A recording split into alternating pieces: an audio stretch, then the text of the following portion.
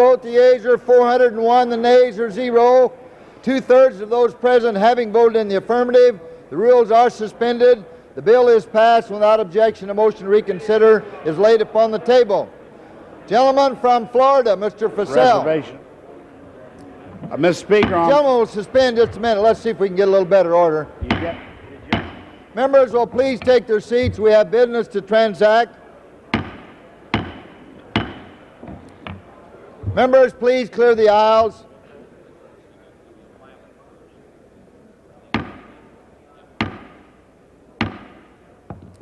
Gentleman from Florida, Mr. Fussell. Mr. Speaker, on behalf of the Committee on Foreign Affairs, I present a report on H.Res. 395, directing the President to provide certain documents to the House of Representatives concerning the use of the $27 million appropriated for humanitarian assistance for the Nicaraguan Democratic Resistance, a privileged resolution of inquiry. Clerk will report the title. Report to accompany House Resolution 395, directing the President to provide certain documents to the House of Representatives concerning the use of the $27 million appropriated for humanitarian assistance for the Nicaraguan Democratic Resistance.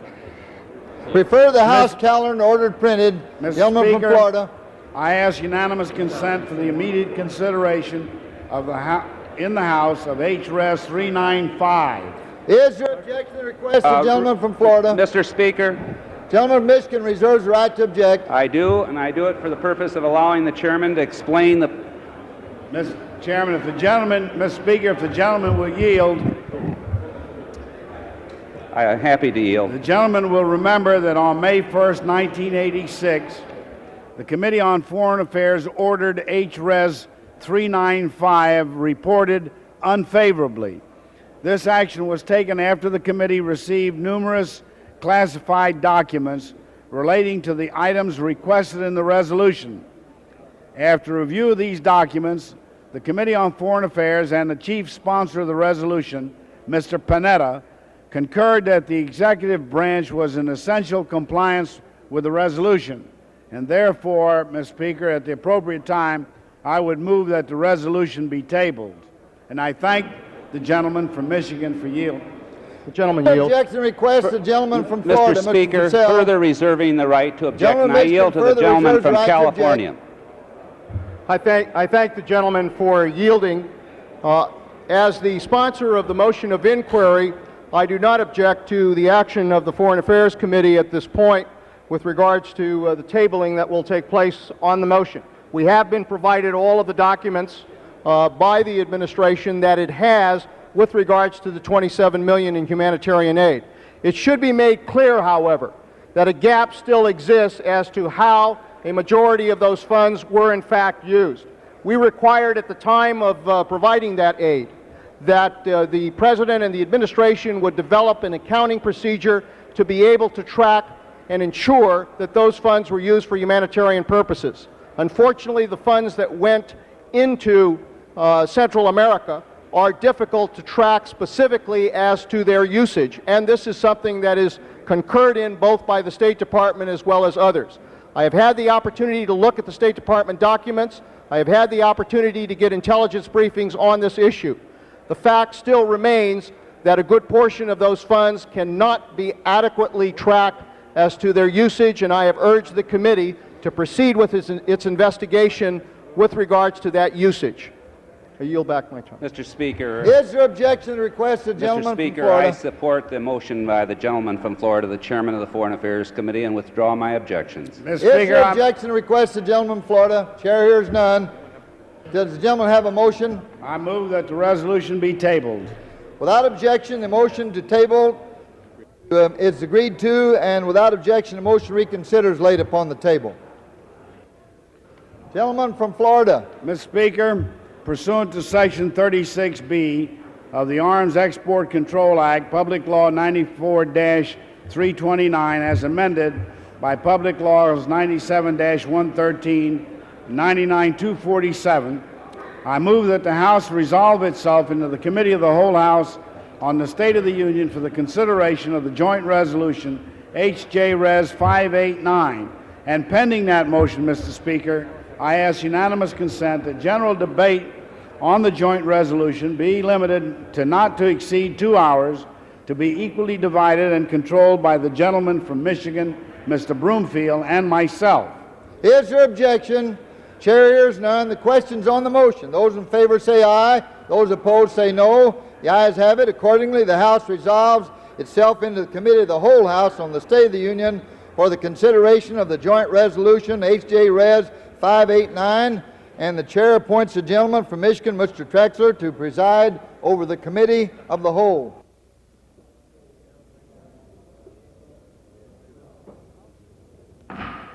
The House is in the Committee of the Whole House in the State of the Union for the consideration of the joint resolution H.J. Res. 589, which the clerk will report by title. Joint resolution prohibiting the proposed sales of certain missiles to Saudi Arabia. Without objection, the first reading of the joint resolution will be dispensed with. Under the unanimous consent agreement, the gentleman from Florida, Mr. Fassell, will be recognized for 1 hour, and the gentleman from Michigan, Mr. Broomfield, will be recognized for 1 hour. The chair recognizes the distinguished gentleman from Florida and the chairman of the committee, Mr. Fassell. Mr. Chairman, I rise in strong support of H.J. Res. 589, and at the outset, I want to commend the distinguished gentleman from California, Mr. Levine, for his leadership in this effort, in this resolution of disapproval. The fact that there are 222 co-sponsors, and perhaps more by this time, of this measure is a tribute to his hard work and dedication.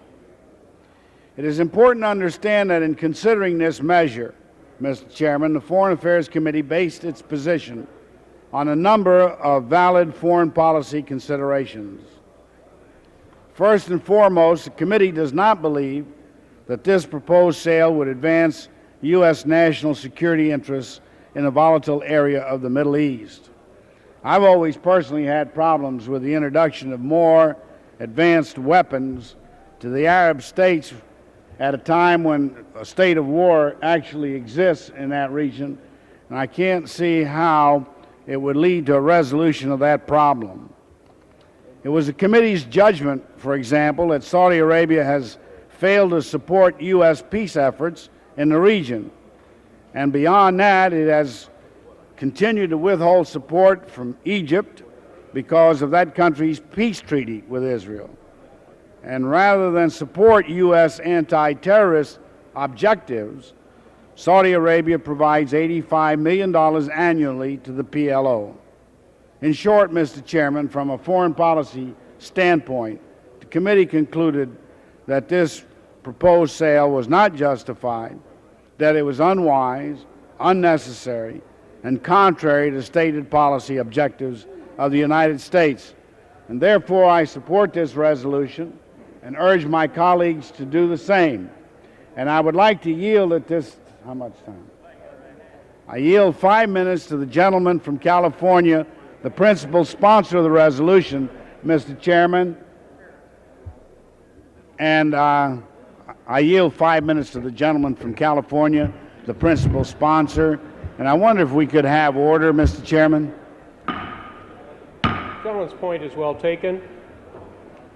Conversation will suspend.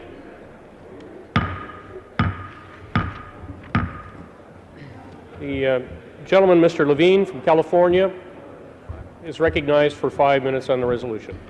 Thank you, Mr. Chairman, and I thank the chairman of the committee for yielding and thank the chairman of the committee for his leadership on this issue. Mr. Chairman, I rise in support of House Joint Resolution 589, and I want to begin by thanking both the chairman of the full committee and the chairman of the subcommittee for the expeditious manner in which the House Committee on Foreign Affairs has been able to consider this resolution.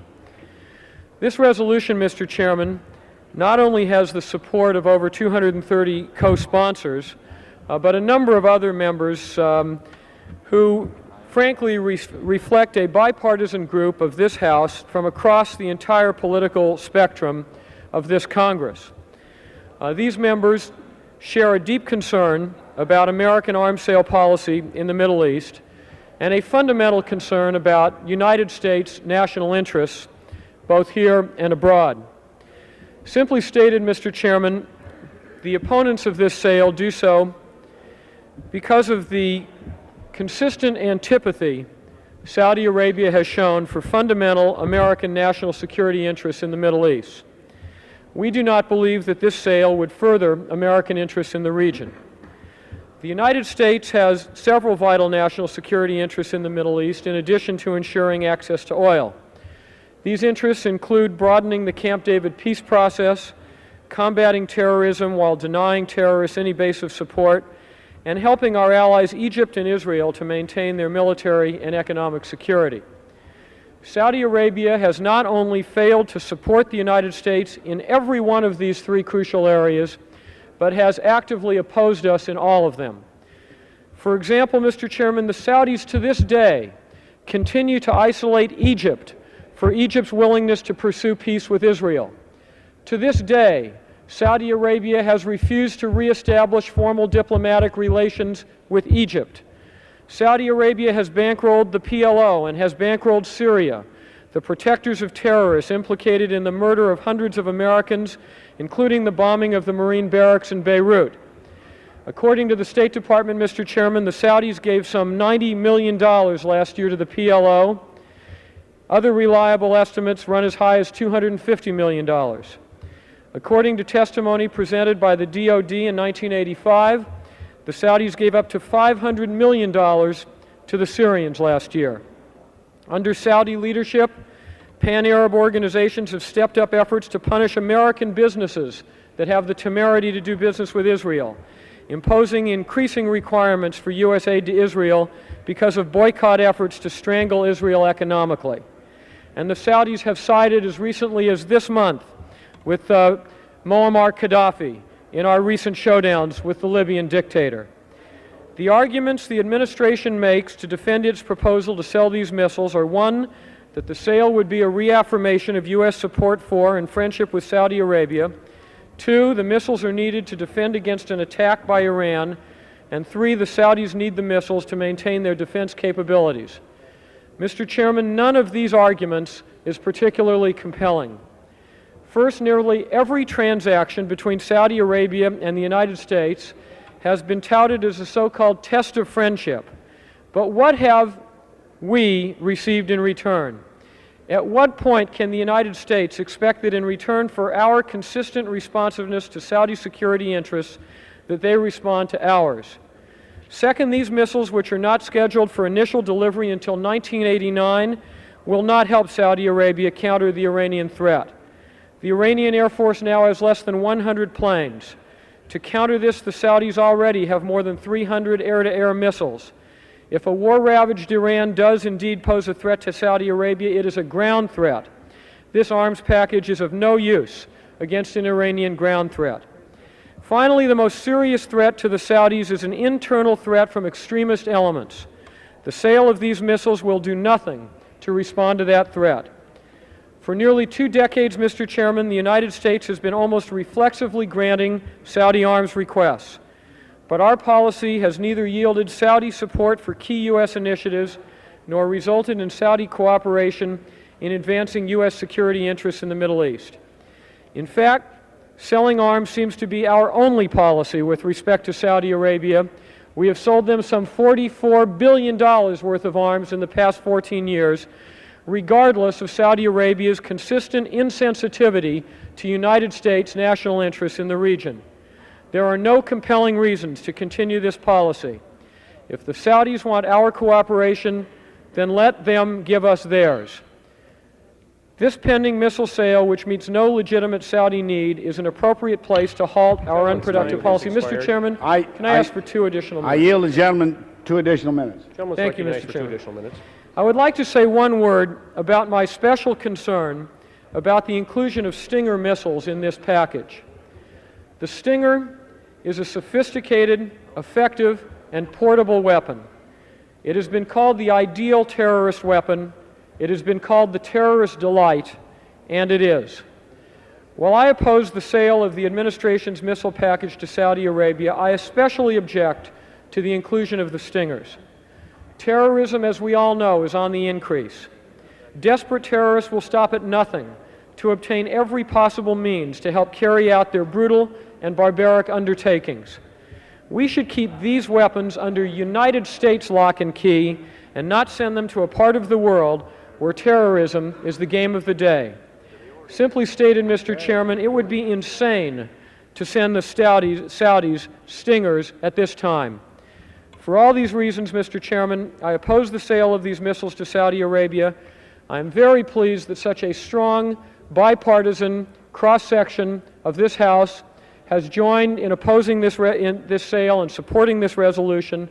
I urge my colleagues to join me in disapproving this proposal and hoping to send a message to the Middle East that will start injecting a policy in the region that will be consistent with American security interests and American national interests in that region of the world.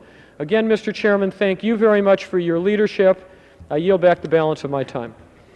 The gentleman's time has expired. Distinguished gentleman from Michigan, Mr. Broomfield. Mr. Chairman, I yield at this time 5 minutes to the gentleman from New York, Mr. Solomon, a member of the committee. The gentleman from New York is recognized for 5 minutes.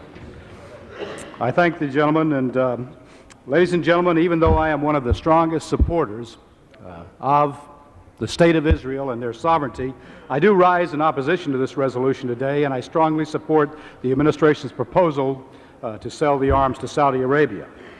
There are many valid arguments in favor of selling these weapon systems to the Saudis, not the least of which is the fact that each of the systems in this package is something the Saudis already have, and we should be looking at this as a practical matter. And so the argument that somehow this package represents a new and a dangerous threat to the security of Israel is, in my judgment, an argument that is unconvincing to the point of being almost ludicrous. No, the real threat to Israel and to Saudi Arabia comes from Iran. It's ironic that the American Congress should even consider disapproving this sale to the Saudis when the strategic momentum in the Iran-Iraq war has shifted decisively in favor of Iran. And what does that do to the State of Israel? The security of the entire Persian Gulf region is at stake, ladies and gentlemen, and American interests in this vital part of the world are not served by undercutting those moderate Arab states that have long looked to American leadership and support as indispensable elements in maintaining security in the Gulf. And that is what the issue is at stake in this debate, as it finally boils down to: American credibility. If we cannot assist our friends in their efforts to assume a greater role in the protection of the Persian Gulf, we shall soon be without friends, ladies and gentlemen, and the responsibility for security in the Gulf will fall exclusively on our shoulders. Do you want that? Mr. Chairman, the geopolitical realities of the Persian Gulf have changed dramatically in the 7 years since the Shah of Iran fell from power. For the many decades, the Saudis and other friendly countries surrounding the Gulf relied on Western powers for protection, first the British and then the Americans. Throughout the 1960s and the 70s, we assured the Saudis and others that Iran was a reliable American partner in guaranteeing safety and security for all of our friends in the Gulf region. But all that changed in 1979. The collapse of American interest and influence in Iran, as well as the subsequent war between Iran and Iraq, have served to destabilize the entire Persian Gulf area.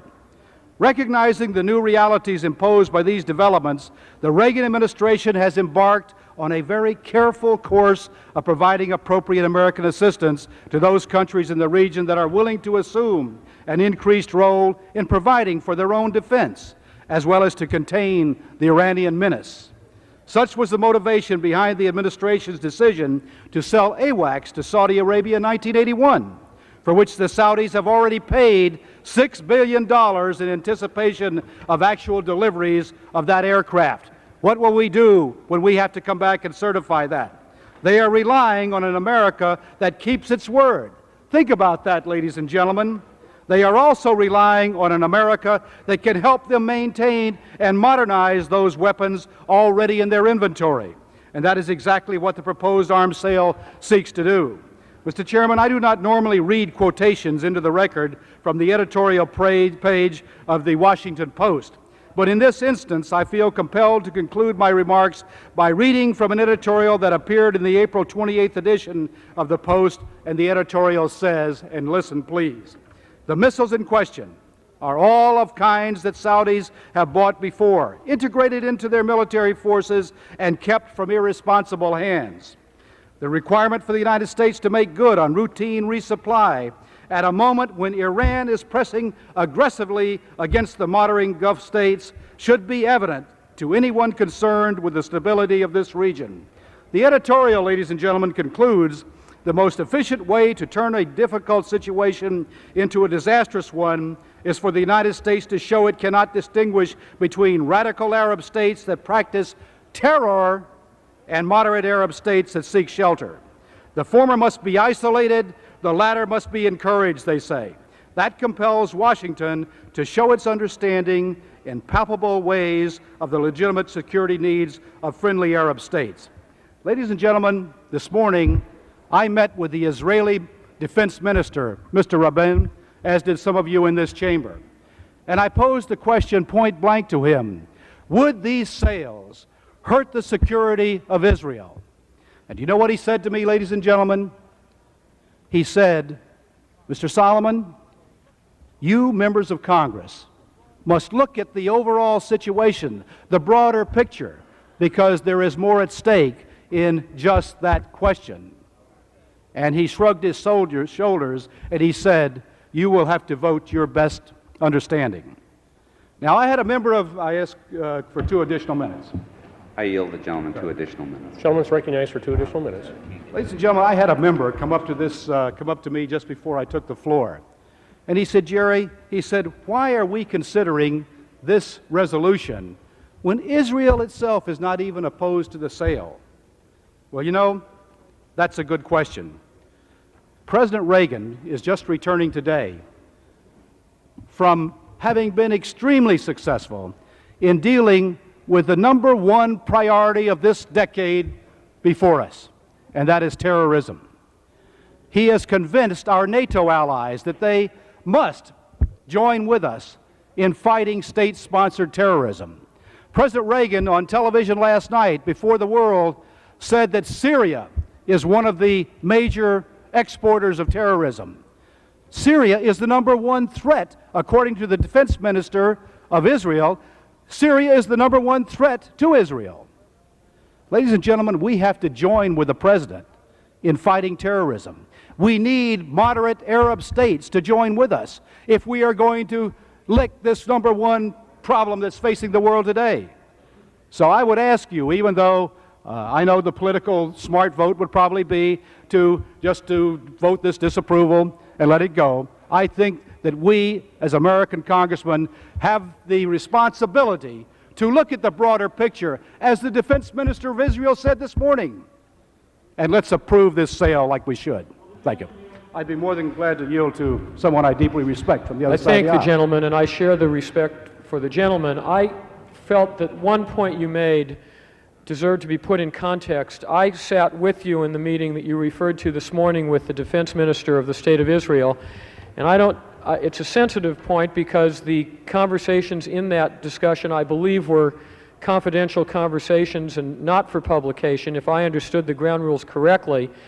But I certainly got a different reading of that meeting and of the implication from him than you did, and I would ask the gentleman if it is not correct that the broader context of that discussion certainly didn't leave any implication of support for the sale. If the gentleman would get me a minute, I would respond. May I ask either side for an additional minute for the gentleman from New York? Mr. Chairman, could I ask 1 additional minute for the gentleman from New York? Have I got some time? 30 seconds. Yield the gentleman 1 additional minute. Thank you, Mr. Chairman. 1 additional minute without objection.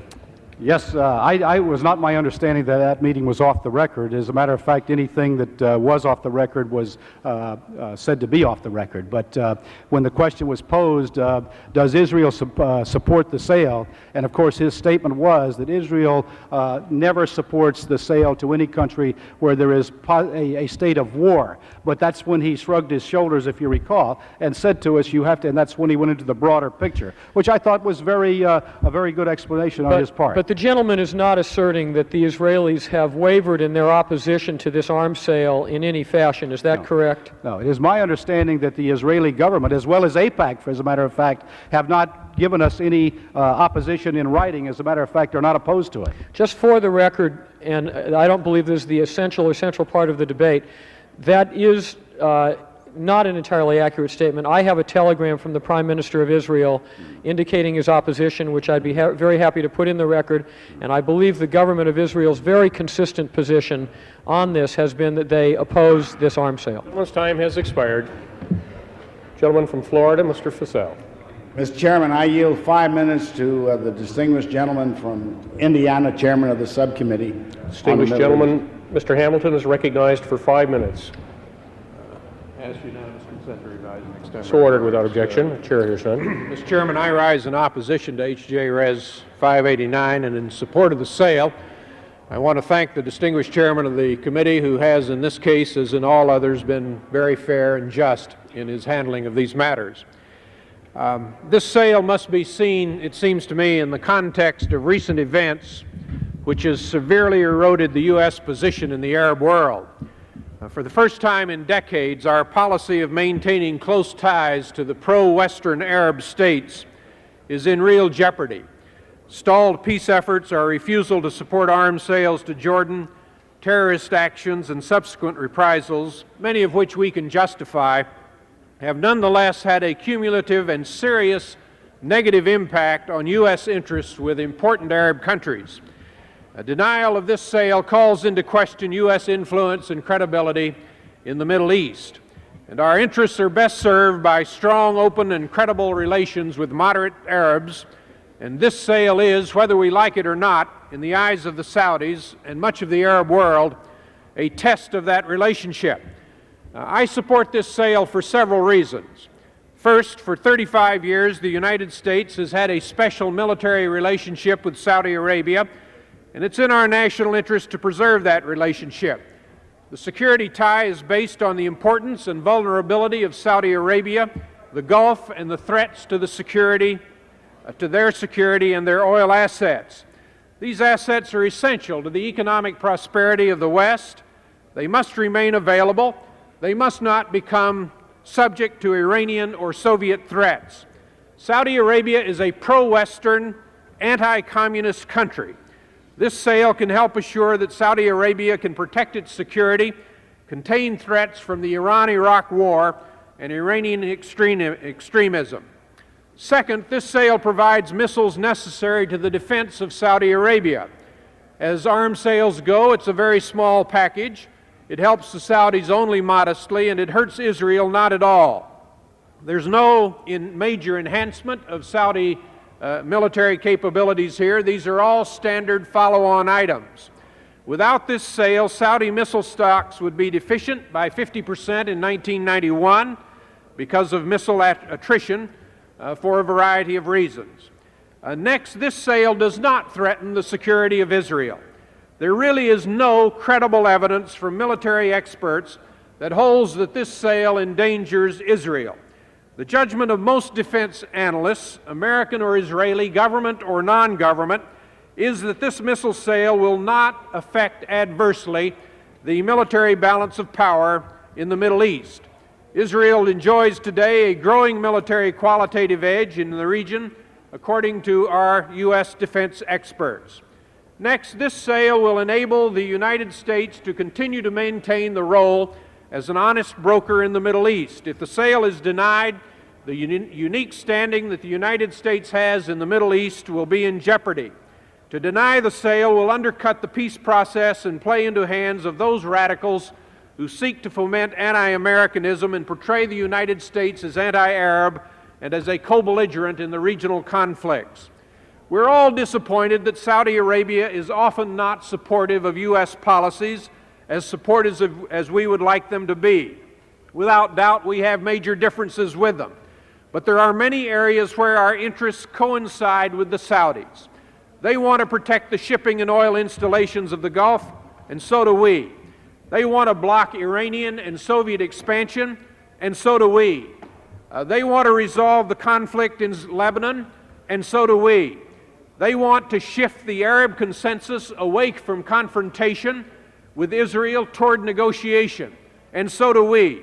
They want to end the Iran-Iraq war, and so do we. They support King Hussein's efforts for peace, and so do we. It is in Israel's interest as well as our own to maintain our credibility and reliability with this pro-Western, strongly anti-communist state like Saudi Arabia. Next, this sale should be approved because of the new and the increased threats to Saudi Arabia. Iran has established a beachhead in Iraq only a few miles from the Kuwaiti border. Iran is the formidable threat to the Gulf states. It must not be allowed to establish domination over the Gulf. At the other corner of the peninsula, South Yemen has recently experienced a coup, and the situation is unstable, and it's exacerbated by Soviet interference. That raises the potential of another threat to Saudi Arabia. The Saudis need right now... Additional minutes. I thank very much the Chairman. Chairman's The recognized Saudis for 2 need additional now minutes. a relevant showing of America's constancy. They are a major anti-communist power in the Gulf, and to strengthen their defenses with equipment which is interoperable with our own is to our strategic advantage. And finally, the predictable result of blocking this sale will be to have the Saudis turn to another supplier, a supplier that is glad to have the business and that makes no effort to impose the policy restraints that accompany American arms. The United States defense relationship with Saudi Arabia represents both influence and leverage.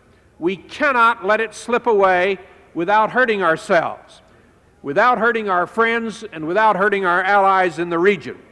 Mr. Chairman, I urge my colleagues to view this sale in the overall political and strategic context of the region.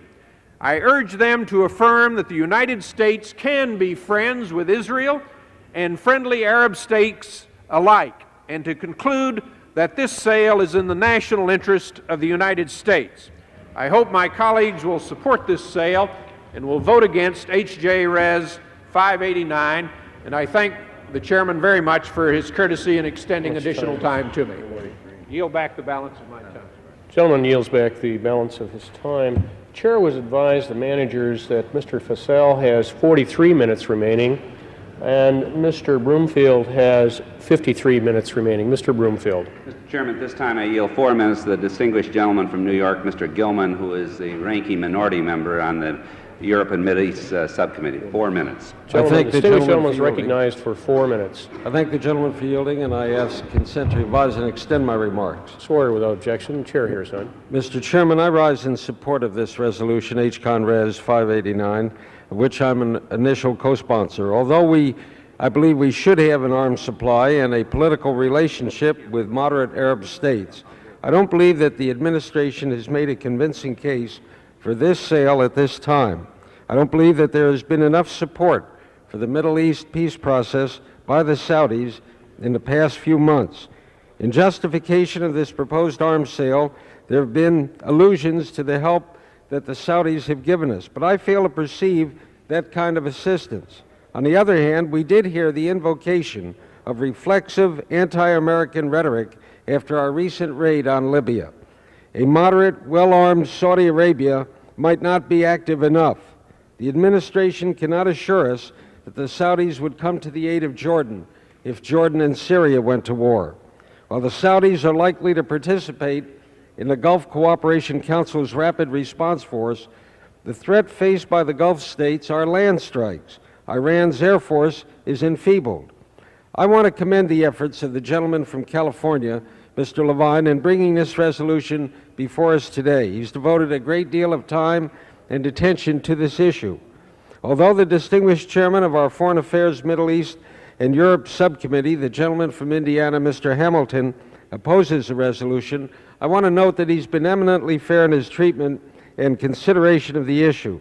The committee has been fully aware of his views, which are in the minority, but if you were not aware of his views, you'd not be able to determine them from the prompt and thorough manner that our subcommittee has been able to consider this issue. Mr. Chairman, I believe that this is the wrong time to consider this kind of a sale to Saudi Arabia. The administration has not yielded to our pleas that it not engage in a confrontation on this matter. Accordingly, I believe we should reject the sale, and I invite and urge my colleagues to support the resolution of disapproval and yield back the balance of my time. Gentleman yields back 1 minute. Gentleman from Michigan seek recognition. Mr. Chairman, at this time I yield 5 minutes to the distinguished gentleman from New York, Mr. Kemp. Distinguished gentleman from New York, Mr. Kemp, is recognized for 5 minutes.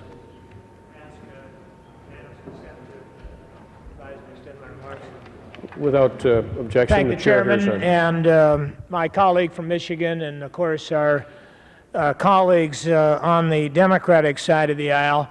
This is a extremely important issue.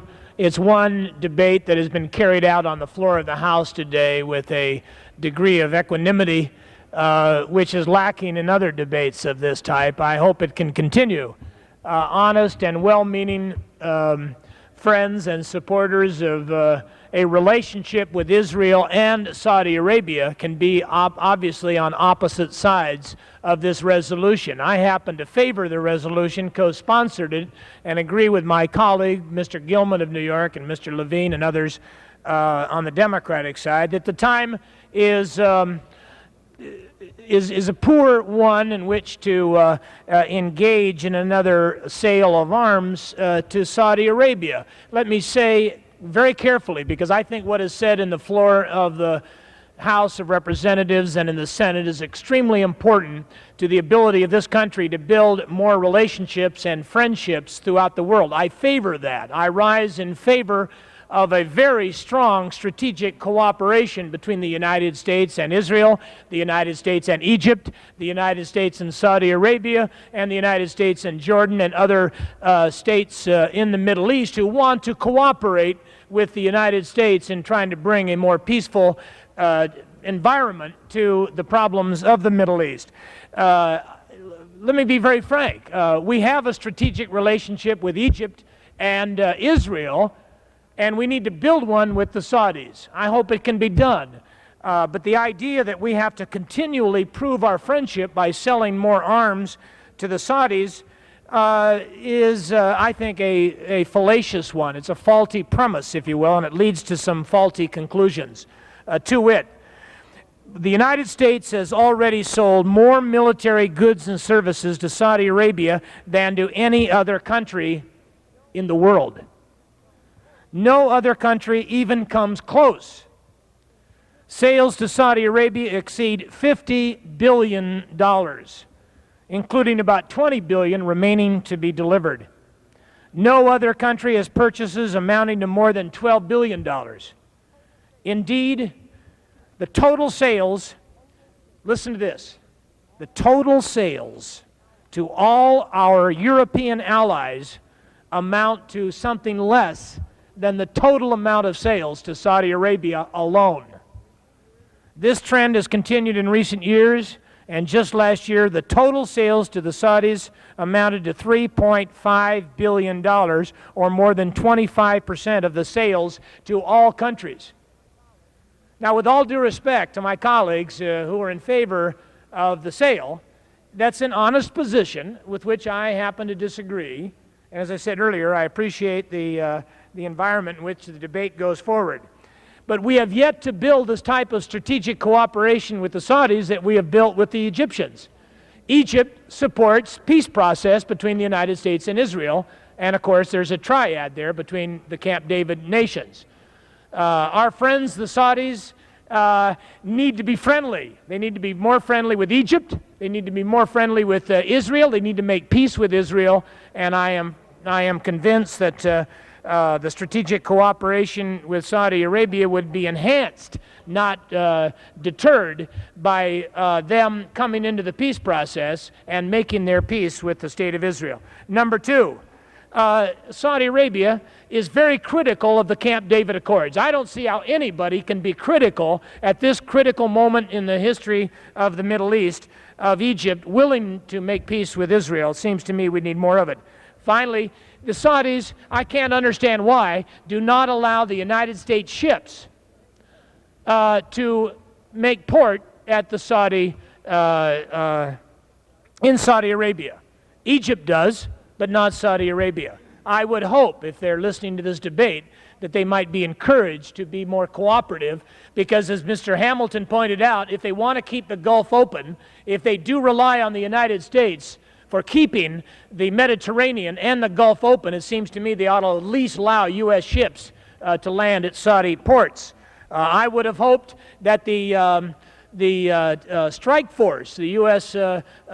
tactical strike force, would be allowed to land at Saudi airfields. Not so. I can't understand. Give me another minute to wrap this up. Mr. Chairman, I yield the gentleman an additional Gentleman is minute. recognized for additional. I hope that I hope that the Saudis will allow U.S. airplanes to land at Saudi air bases. I wish that they'd begin to speak out forcefully against Gaddafi in Libya and the terrorists in the Middle East. Look, I want to make it clear, I am for strategic cooperation with Saudi Arabia. But I don't like the idea that every litmus test has to be passed only by the United States. They're getting huge amounts of arms sales. I hope that Saudi Arabia becomes strategically cooperative with the United States and with Egypt and with Israel. We need more of their moderation. They need to support Camp David. And frankly, I think the Congress on both sides of the aisle would be very cooperative with Saudi Arabia in any test of friendship if there were some quid pro quo with regard to some of these key issues that we face in these very difficult days in the Middle East. I made the point that all of the sales to the Saudi Arabian country have not changed the mix. They've got more than 3,000 Sidewinders right now. That means they've got, for every one Iranian airplane, over 150 Sidewinder missiles. It seems to me that this sale does nothing to enhance their security. I please vote for the resolution, and you're not going to do anything to hurt our relationships among moderate Arab states. Gentleman from California, Mr. Levine. I yield 5 minutes to the distinguished gentleman from Massachusetts, Mr. Studs. Distinguished gentleman from Massachusetts, Mr. Studs, is recognized for 5 minutes. So ordered without objection. Chair hears none. I thank the gentleman for yielding. Mr. Chairman, I rise in opposition to this resolution. I do so as one who strongly supports the U.S. commitment to a secure Israel and who advocates strict limits on the sale of U.S. weapons overseas. I've been a member of Congress for almost 14 years. During that period, there have been only 4 or 5 proposed arms sales of sufficient importance and controversy to reach the level of floor action in either the Senate or the House. In each prior instance, the proposed sale involved the introduction of new and highly sophisticated technology into a region, or a sale to a country that had no prior experience with the kind of weapon involved. Never, under any administration or with respect to any country, has a sale of the relatively modest scope we are considering today been formally voted on by either body of Congress. In considering how to vote on the resolution, I would urge members to ask themselves the following questions. Has the government of Israel described this sale as a serious threat to its security? Will this arms sale upset the military balance in the Middle East? Are the weapons involved essentially defensive in nature? Do there exist real threats to the military security of Saudi Arabia? Is it in our national interest to help the Saudis defend against potential threats, particularly to their oil fields? Have the Saudis misused or misallocated U.S. military aid in the past? Is Saudi Arabia an aggressive military power? Is Saudi Arabia an important player in diplomatic and economic negotiations of consequence to the United States? Can the U.S. simply take for granted the continued friendship and diplomatic support of moderate Arab states? Can we, in the long run, win the battle against terrorism or lay the groundwork for peace in the Middle East without a fair claim on the friendship and trust of moderate Arab states? Will the rejection of this arms sale improve the behavior of Saudi leaders from our perspective? Will it strengthen our position and influence in the Arab world? Mr. Chairman, I think we all recognize that there are limitations on the friendship between the United States and Saudi Arabia. The Saudis do not always act as we would like. We do not always act as the Saudis would like. We are very different countries. We come from different traditions. We have far different attitudes toward Israel, and we do not always understand each other very well. But it is hard to deny the importance of the Middle East to the United States, and it is hard to deny the relevance of attitudes in Saudi Arabia to the Middle East. The arms sale we are considering today should not represent a critical milestone in our relationship with Saudi Arabia. The government of Israel does not see the sale as a significant threat to its security. The weaponry involved represents no advance in technology from what has already been sold to the region.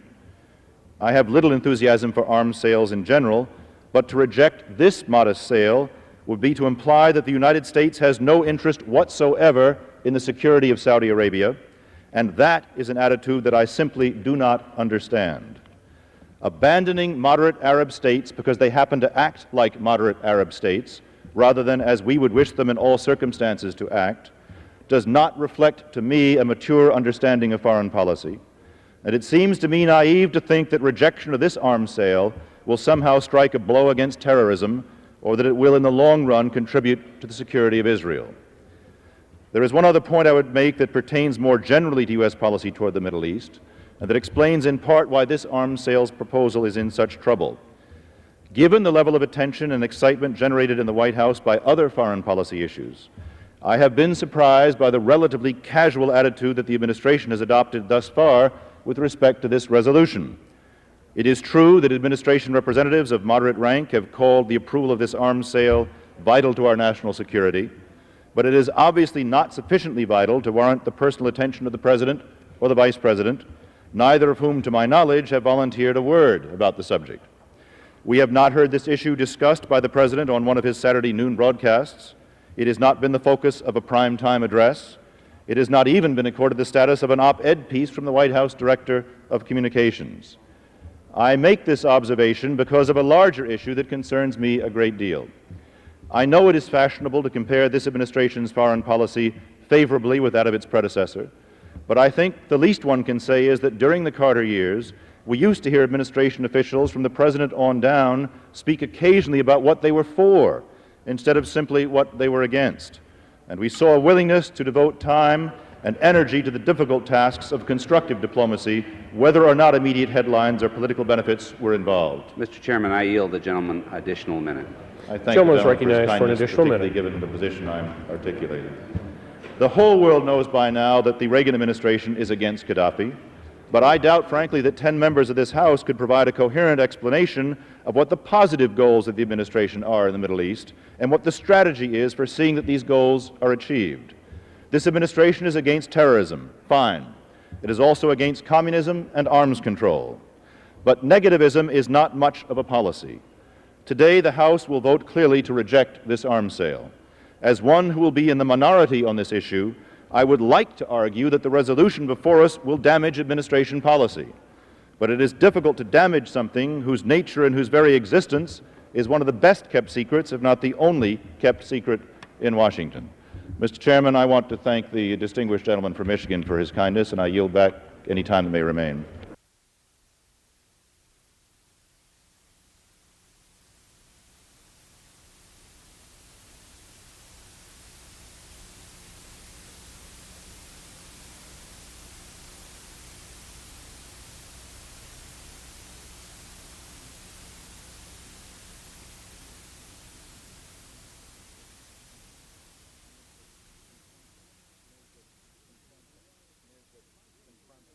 is that confronts us. My speaking in the well surely isn't going to change any votes or even any attitudes. It's an exercise in sheer self-indulgence, but I have always believed we're accountable not only for our words but our silences, and it's difficult to stand by and see David Stockman's assessment of the courage of Congress grappling with the tough issues, grasping the nettle, validated without at least making some small protest, however unavailing. The decision we have to make today, and it's a foregone conclusion, is shall our policy in the Middle East be one of hunkering down behind the sandbags on the Golan Heights, or shall we play the role of honest broker or seek the role of honest broker, maintaining some leverage, some credibility, some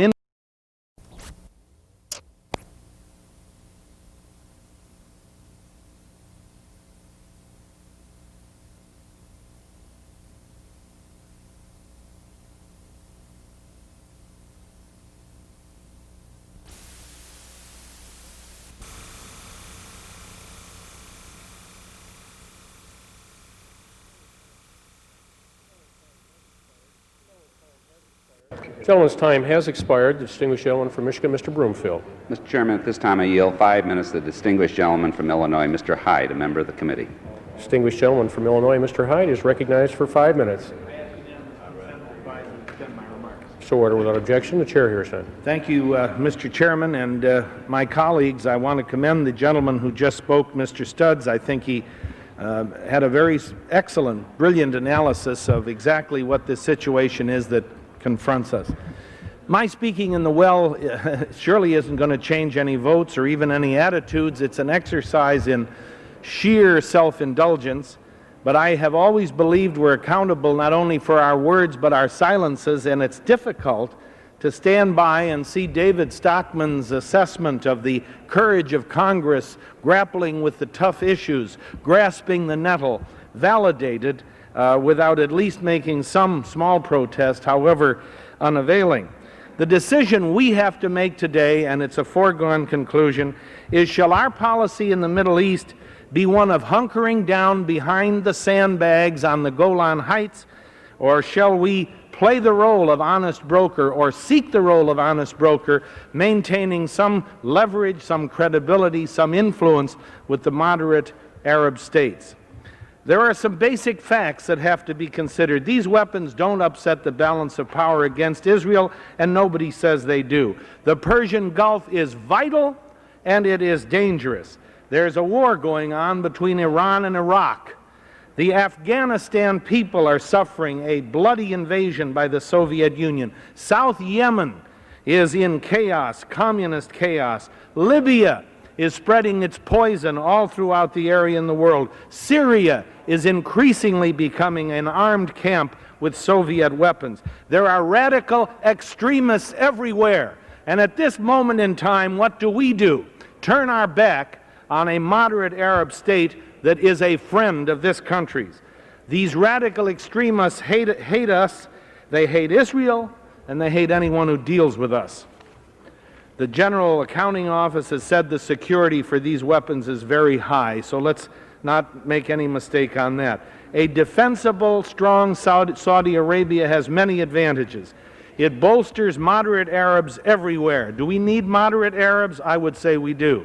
It will deter Iran, Libya, Syria, and the rest, and it lessens the possibility of ever using American troops in the area. Remember, President Carter said that the Persian Gulf was one of the most important places where our national interests were at stake. The Saudis have helped the search for peace in Lebanon. They have helped and are helping the freedom fighters in Afghanistan. They have helped and supported Pakistan, which is a country bearing the burden of 3 million refugees from Afghanistan. They have supported the moderate forces in Sudan. We are fully committed to the survival and the security of Israel, but our friendships in the Arab world contribute to Israel's security. The Saudis have supported Jordan, which, defying radical Arabs, has restored relations with Egypt, has helped rehabilitate Egypt within the Arab world. Is that useful? Is that a contribution to peace? I should think so. My friends, as terrorism becomes an instrument of national policy among the radical states of the world, ought we not extend a hand of friendship to those moderate Arab states and moderate states in the world which resist terrorism? Do we isolate ourselves from all Arab states and confirm Gaddafi's anti-American ravings? The Saudis will get their arms. So much for our influence and our leverage in the Middle East. We can't give the Arab world another reason to hate us. Think of Lebanon and the murderous crossfire there. Think of Syria and our hostages. Think of Iran and its visceral hatred of Americans. Think of Libya and its irrational and pervasive terrorism. You can't compare Saudi Arabia with these cauldrons of hatred. Is it in Israel's interest that we maintain our credibility and our friendships with these moderate Arab states? If we're ever to achieve peace, a lasting peace in the Middle East, the Saudis and the Jordanians will have an essential role to play. And given that reality, let's not engage in counterproductive actions that jeopardize critically strategic relationships. Ladies and gentlemen, friends are awfully hard to come by in that part of the world. Passage of this resolution is no way to treat a friend, and it's no contribution to peace. I yield back the balance of my time. Gentleman yields back the balance of his time. Distinguished gentleman from California, Mr. Levine. I yield 3 minutes to the distinguished gentleman from Michigan, Mr. Wolpe. Distinguished gentleman Mr. Chairman, from Michigan is recognized for 3 minutes. Without objection, the gentleman will be... Mr. Chairman, as an original co-sponsor of legislation to disapprove the pending weapons sale to Saudi Arabia, I rise in strong support of H.J. Res. 589. The administration's initiative is simply the wrong proposal at the wrong time, and in my judgment is offered for the wrong reasons. It should be unequivocally rejected by the Congress. Since 1971, we have armed the Saudis with more than $44 billion of our most advanced weapons, with this administration selling $22 billion worth of military equipment since 1981, including the promised delivery of AWACS aircraft. Each successive transaction has been accompanied by assurances from the President that such arms sales would further the national security interests of the United States, specifically through understandings that Saudi Arabia would help support our political and diplomatic interests in the region. I wish that the President's faith in Saudi Arabia's sharing of common goals with the United States and the pursuit of constructive policies were in fact justified. The plain fact is that Saudi Arabia has done nothing in the past 5 years to contribute to peace with Israel or to assist our other endeavors in the region. To the contrary, we have sought from Saudi Arabia its cooperation on two fundamental matters: the peace process and terrorism. And on each count, Saudi Arabia has failed decisively. The Saudi leaders have consistently opposed every major American diplomatic initiative in the Middle East, particularly Camp David and Israel's agreement with Lebanon. Saudi Arabia has helped orchestrate the campaign to isolate and punish Egypt for its peace treaty with Israel. The Saudis have done nothing to encourage the efforts undertaken by King Hussein to enter into a dialogue with Israel. With respect to terrorism, Saudi Arabia continues to finance the PLO and other radical elements who perpetrate the worst crimes against innocent victims in Israel, other countries in the Middle East, and Europe. Saudi Arabia extends economic and technical assistance to Libya and has pledged to help Colonel Gaddafi absorb any losses from the United States' economic boycott of Libya. The central issue posed by this proposal, once again, is what is to be the nature of our relationship with Saudi Arabia. Is the United States to be primarily an arms trafficker using weapons to appease political pressures, or are arms sales to be an integral component of a larger policy that meets the national security and political interests of both countries? Why should we continue to support militarily a regime which exploits every opportunity to undercut our relationship with both Israel and more moderate Arab states in the region, such as Egypt and Jordan? Is it really so much to ask Saudi Arabia, 4 decades after Israel's birth, to simply recognize its existence and try to establish a non-hostile relationship with that country? Must we continue to arm a country that views our strongest ally in the Middle East, Israel, as a criminal pariah enterprise? The burden is on the administration to justify this sale and to respond to these questions. They have not done so. This proposal is harmful to our national security. It is unjustified. Gentleman's time has expired. Distinguished gentleman from Michigan. Mr. Chairman, I yield 2 minutes to the gentleman from Minnesota, Mr. Weber. Distinguished gentleman from Minnesota, Mr. Weber, is recognized for 2 minutes. Thank you, Mr. Chairman. Mr. Chairman, we are again being asked to make policy based on the myth that we can somehow buy friendship from alleged moderate Arab states in the Middle East. We are being told that we have two friends in the Middle East, the state of Israel and, of course, the Saudis, and that in this case we have to help one friend as we have helped the other. Let's look a little bit at the facts before we decide that we should equate the two friendships. First of all, the record shows fairly clearly that we cannot get much help in terms of pursuing peace negotiations in the Middle East from the Saudis. In 1981, the President sought to win approval of the AWACS aircraft sale to Saudi Arabia. He assured the Senate that the Saudis would reciprocate by providing, quote, substantial assistance toward, quote, the peaceful resolution of the Arab-Israeli conflict. That isn't what has happened. Instead, the Saudi Arabians have remained intimately connected with Syria, a militant rejectionist state that advocates terrorism. It has remained steadfast in its opposition to the Camp David Accords, and it has insisted that Russia co-chair Middle East peace talks. and has called for recognition of, quote, legitimate Soviet interests in the Middle East, close quote. Those are the Saudis' words. Furthermore, it has continually refused to recognize Israel's right to peacefully coexist with its neighbors. Furthermore, the notion that they are a friend to ours, equal to the Israelis, is just a myth as well. In the fight against terrorism, they have affirmed, quote, total solidarity with Gaddafi, and in the recent confrontation responded to the U.S. strike on Libyan terrorism infrastructure by saying that they were, quote, firmly at Libya's side in the face of the savage aggression perpetrated by the U.S. administration. Now, that rhetoric, in my judgment, goes far beyond what would be necessary for mere Arab solidarity. I yield to my colleague from I want to Pennsylvania. associate myself with his remarks and ask the unanimous consent to revise some of my remarks at this point in the record. I thank the So ordered gentleman without from objection. Pennsylvania. My time is short. All I would say is the notion that we have two friends in the Middle East that we should try to be helping in some kind of an even-handed way has not borne out to be true in the past. It will not in the future. We should pass the resolution and prevent this sale from taking place. Distinguished gentleman from California, Mr. Levine. I yield 2 minutes to the distinguished gentleman from Ohio, Mr. Seiberling. Gentleman from Ohio, Mr. Seiberling, is recognized for 2 minutes. Revise and extend So my ordered without remarks. objection. I thank the distinguished chairman.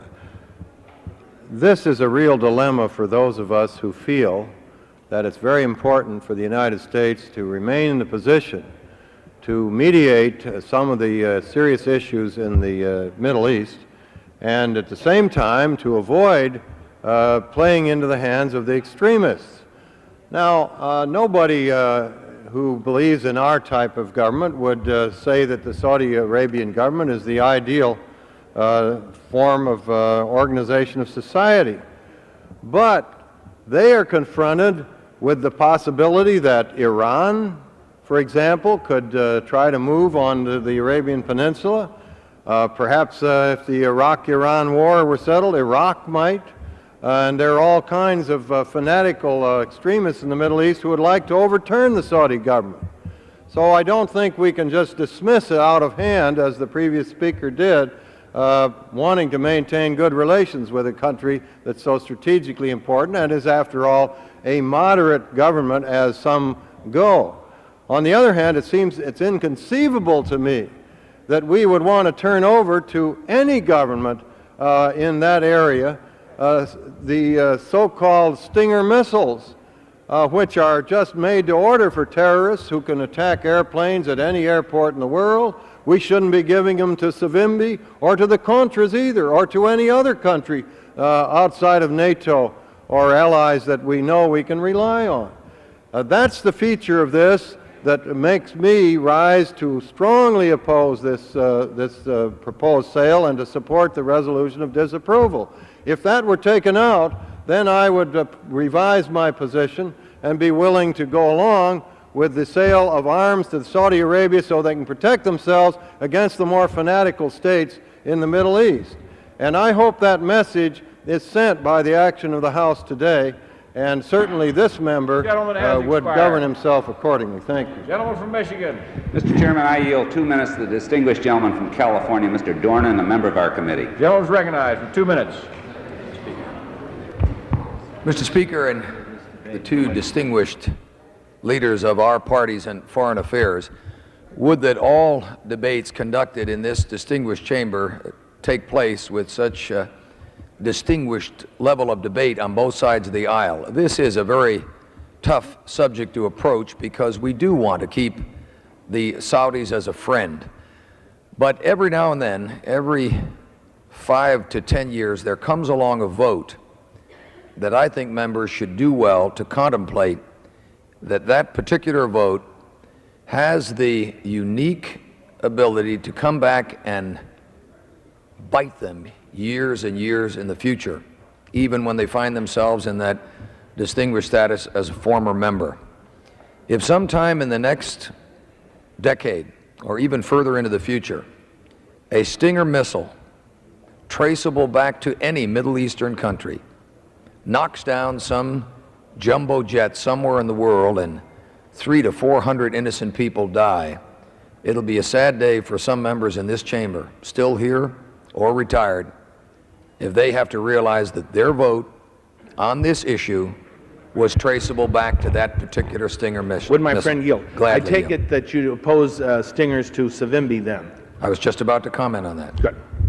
Because of the research that I've done on this missile that is made in a California district of our good colleague Jerry Lewis, this particular debate has caused me to rethink how we allocate and how we control Stinger missiles that I've heretofore suggested in this well should go to the courageous leader of the freedom forces in Angola and to the courageous forces fighting for freedom in Nicaragua, the Contra tyrants, the Contra communists, the freedom fighters there. Also, the people being genocided by Soviet weaponry in Afghanistan. How are we going to get this small but powerful weapon for freedom so easily turned into a weapon for terror? Now, I want our country's friendship to continue. As Mr. Solomon and others have said, Give the gentleman an additional minute. it is important that the House of Saud remain friendly to the United States, but I associate myself with the remarks of Mr. Vin Weber, of Mr. Levine of California, and others that question whether or not this friendship is a two-way street or whether it's just a one-way street. $44 billion of arms over the last few years is enough to have Saudi Arabia not only not leaking money into terrorist groups around the world, but not making the outrageous statements they've made about past incidents of terror around the world. In 1913, when a band of very bold and courageous Arab tribesmen on the edge of the empty quarter took over a small fort and began the House of Saud, they have come a long way to the distinguished Harvard graduate Sheikh Yamani exercising incredible power over our economy with the petrodollars that are exchanged around the world. I would like to see a little more decency extended toward Western Europe and the United States on energy questions and an absolute clean bill of health on not helping terrorism before we approve any more sales like this. Gentleman from California. I yield 5 minutes to the distinguished gentleman from Michigan, Mr. Bonnier. Gentleman is recognized for 5 minutes. Thank you, Mr. Chairman. Mr. Chairman, no member of this body and no citizen of this nation can doubt the vital importance of the Middle East or the fragile nature of its politics. Since World War II, our nation's policy in the region has been guided by twin goals, goals that are mutually reinforcing. First and foremost, we have dedicated ourselves to an unwavering commitment to the security of Israel, our closest ally in the region. At the same time, we have tried to maintain close relationships with the more moderate Arab states as a bridge to peace and as the key to guaranteeing the economic security of the Western world. Today, these goals are threatened as never before. Radicalism is on the rise throughout the Middle East, from the militant fundamentalism of the Ayatollah in Iran to the terrorist regime of Gaddafi. Extremists prevail. Now more than ever, it is important that we strengthen our ties with the more moderate nations of the Arab world. The resolution we are considering today to prohibit the arms to Saudi Arabia will not advance U.S. goals in the region. It will only serve to erode our influence. It will undercut our relationships with this pro-Western, anti-Soviet nation. And it will give greater fuel to the radicals who seek to humiliate the United States and drive us from the region. This proposed arms package will not disrupt the balance of power between Israel and its neighbors. The vast majority of defense specialists both here and in Israel have confirmed that it presents no security threat to Israel. Instead, it will bolster Saudi Arabia against possible attack from Iran or the Soviet-backed regime in South Yemen. It will provide the nation with a greater ability to protect international access to the oil reserves of the Persian Gulf. I do not endorse this sale of arms to the Saudis without some reservations, however. Saudi Arabia has not been as supportive of U.S. policies in the region as we all would have liked. I'm especially concerned about the Saudis' recent criticism of U.S. action against Libya. But this should not lead us to overlook Saudi Arabia's own firm commitment to stand as a bulwark against the extremist forces in the region. Although there is nothing in this package that the Saudis do not already have in their arsenal, I am especially concerned about the transfer of additional Stinger missiles to this volatile region of the world. These shoulder-held anti-aircraft missiles are relatively easy to transport, easy to operate, easy to hide, and in short, are terrorist dreams. This administration has embarked upon a campaign to transfer these sophisticated missiles to various forces throughout the world, including guerrilla groups in Afghanistan and Angola. The danger is increasing that they will fall into terrorist hands. We should never transfer such weapons without receiving strict assurances as to their use. And finally, it always gives me pause to consider how much of our nation's foreign policy today depends upon cementing a military tie with other nations. I do not believe the proliferation of arms throughout the world serves the long-term interest of peace. But each arms sale, I think, must be considered on its own terms, must be balanced against the security needs of that time and place. I understand the serious objections of many of my colleagues have to this sale, and I share many of these concerns. But I believe that it is in the interest of this nation, in the interest of the stability of the Middle East, to go forward with this package. Now is not the time to turn our backs on a pro-Western state in the Arab world. Adoption of this resolution would send the wrong signal to our allies, to the Soviet Union, and to the forces of terror in the region. Thank you, Mr. Chairman. Gentleman from Michigan. Mr. Chairman, I yield 2 minutes to the distinguished gentleman from California, Mr. Lagomasino, a member of our committee. The gentleman is recognized for 2 minutes. Mr. Chairman, I ask unanimous consent to revise and extend my remarks. Without objection. Without objection. Mr. Chairman, I support the proposed sale of missiles to Saudi Arabia, and am puzzled as to why so many of my colleagues have rallied against this sale. The Israelis are not objecting to it. The AIPAC, the American-Israel Public Affairs Committee, is not opposed to the sale. If the Saudi acquisition of these missiles is a threat to Israel, as many of my colleagues claim, I'm confident that the Israelis would let us know about it. Mr. Chairman, as you know, the United States is not selling anything new to the Saudis. The missiles in question are kinds the Saudis have bought before, integrated into their armed services, and successfully kept from irresponsible hands. This sale is simply a resupply. Iran's increasingly belligerent behavior and aggressiveness against the moderate oil-rich Gulf states, including Saudi Arabia, makes the need for this resupply even greater. It is in America's national interest to keep the Persian Gulf stable and its oil flowing. This proposed missile sale will help us succeed in this goal.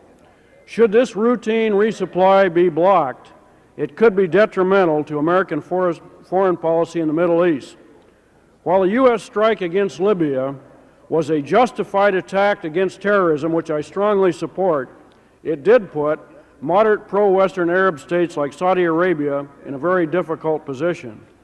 Our failure to supply Saudi Arabia with the necessary missiles for its defense would signal that the United States cannot distinguish between radical Arab states that practice terror and moderate Arab states that seek protection. This, Mr. Chairman, would be disastrous. In addition, the refusal to sell these missiles to the Saudis would force them to look elsewhere for their defensive needs. You may recall that last year, after we decided not to sell F-15s to the Saudis, they purchased billions of dollars worth of comparable British Tornado aircraft. Similarly, if we turn down this request, the Saudis will turn to the Europeans, again denying American industry millions in business. Mr. Chairman, I yield the gentleman an additional minute. Further exacerbating our trade deficit and presenting a threat of such weapons falling into the hands of terrorists and others. Again, the opposition to this sale has little substance. The Saudis need this resupply. Israeli security is not endangered. The Israelis, as I said, are not even objecting to this proposed sale. And finally, as the President and the State Department correctly warned, failure to support the legitimate security needs of our moderate Arab friends like Saudi Arabia will severely damage our policy in the Middle East and will force America's other allies to question our credibility and commitments to them. I urge my colleagues to support the President's proposed sale and to turn down the resolution. New suit, huh? Time of the gentleman has again expired. Gentleman from California. May I ask the Chair how much time remains on both sides? The gentleman from California has 28 minutes. The gentleman from Michigan has 30 minutes. Thank you. I yield to the gentleman from California, my friend Mr. Edwards, for a unanimous consent request. The gentleman is recognized. I thank the gentleman for yielding, and I rise in favor of the resolution and ask unanimous consent to extend my remarks. Objection. I thank the gentleman. I yield to the distinguished gentleman from New York for 2 minutes. Gentleman's recognized for 2 minutes. Objection. Mr. Chairman, I rise in strong opposition, in strong support of the House resolution and in strong opposition to this proposed sale of missiles to the Saudis. One of the great myths of all time is that the Saudis are a moderate state and that in some indefinable way they have been helping us to provide peace and stability in the Middle East. Nothing could be further from the truth. And the exact opposite is the case. The Saudis have consistently, over the years, sabotaged American efforts to provide peace and stability in the Middle East. Not only have they undercut the Camp David agreement at every point along the line, they tried to punish Egypt for making peace with Israel. To this very day, they're attempting to obstruct Egypt's effort as a truly moderate Arab state to reestablish her relations in the Arab world after the assassination of President Anwar Sadat. The Saudis thwarted the September 1982 effort of President Reagan to spawn his peace initiative by threatening to impose economic sanctions on Jordan if King Hussein entered into any kind of direct negotiations with the Israelis. And they repeatedly undermined King Hussein's attempt to overcome the PLO veto. The Saudis undermined American policies in Lebanon by refusing to fulfill their direct promise to use their leverage on Syria to persuade the Syrians to withdraw from Lebanon. And instead of doing that, after the United States had negotiated an agreement with the Israelis to withdraw from Lebanon, they urged the United States to scrap the treaty, and then they denounced our country for its presence in Lebanon. If anything, they are among the most destructive forces for peace and stability and the Camp David process in the Middle East. Not only that, Mr. Chairman, their record is clear. As a main promoter and financer of international terrorism. They are the only country. Can I ask unanimous consent for one additional minute? I do not have the time. I'm sorry. Gentleman from Michigan. Mr. Chairman, 2 minutes. The distinguished gentleman from California, Mr. Shao, a member of the Foreign Affairs Committee. Gentleman's recognized for 2 minutes. Mr. Chairman, I ask unanimous consent to revise and extend my remarks. Objection. I thank the distinguished ranking member of the committee for yielding this time to me. This debate that we're having today will raise a number of issues and has raised a number of issues about this proposed sale. Some say these weapons pose a threat to Israel, but in point of fact, they are a replenishment of weapons that are already there and present no new capabilities and hence no new threat that doesn't already exist. Secondly, they are defensive weapons that are necessary for the Saudis. Some will say, well, they're unnecessary. They already have plenty and no more are needed. Well, maybe that's correct, but the Saudis believe that they need some more, and if they are unnecessary, then what is the argument about? Third, they could fall into the hands of terrorists, it's claimed. If the weapons already exist there, that threat already exists, but in point of fact, the Saudis' record on controlling the weapons they have has been impeccable. I believe that there's only one issue in this debate that matters, and that issue is, can the word of the President of the United States be relied upon by countries in the Middle East? If you have a situation like this where there's a proposed sale that does not present a threat to Israel, that may even be unnecessary, and the President can't deliver on it because of obstruction from Congress, it will completely undermine his credibility to be able to pursue the peace process and play a constructive role in the Middle East.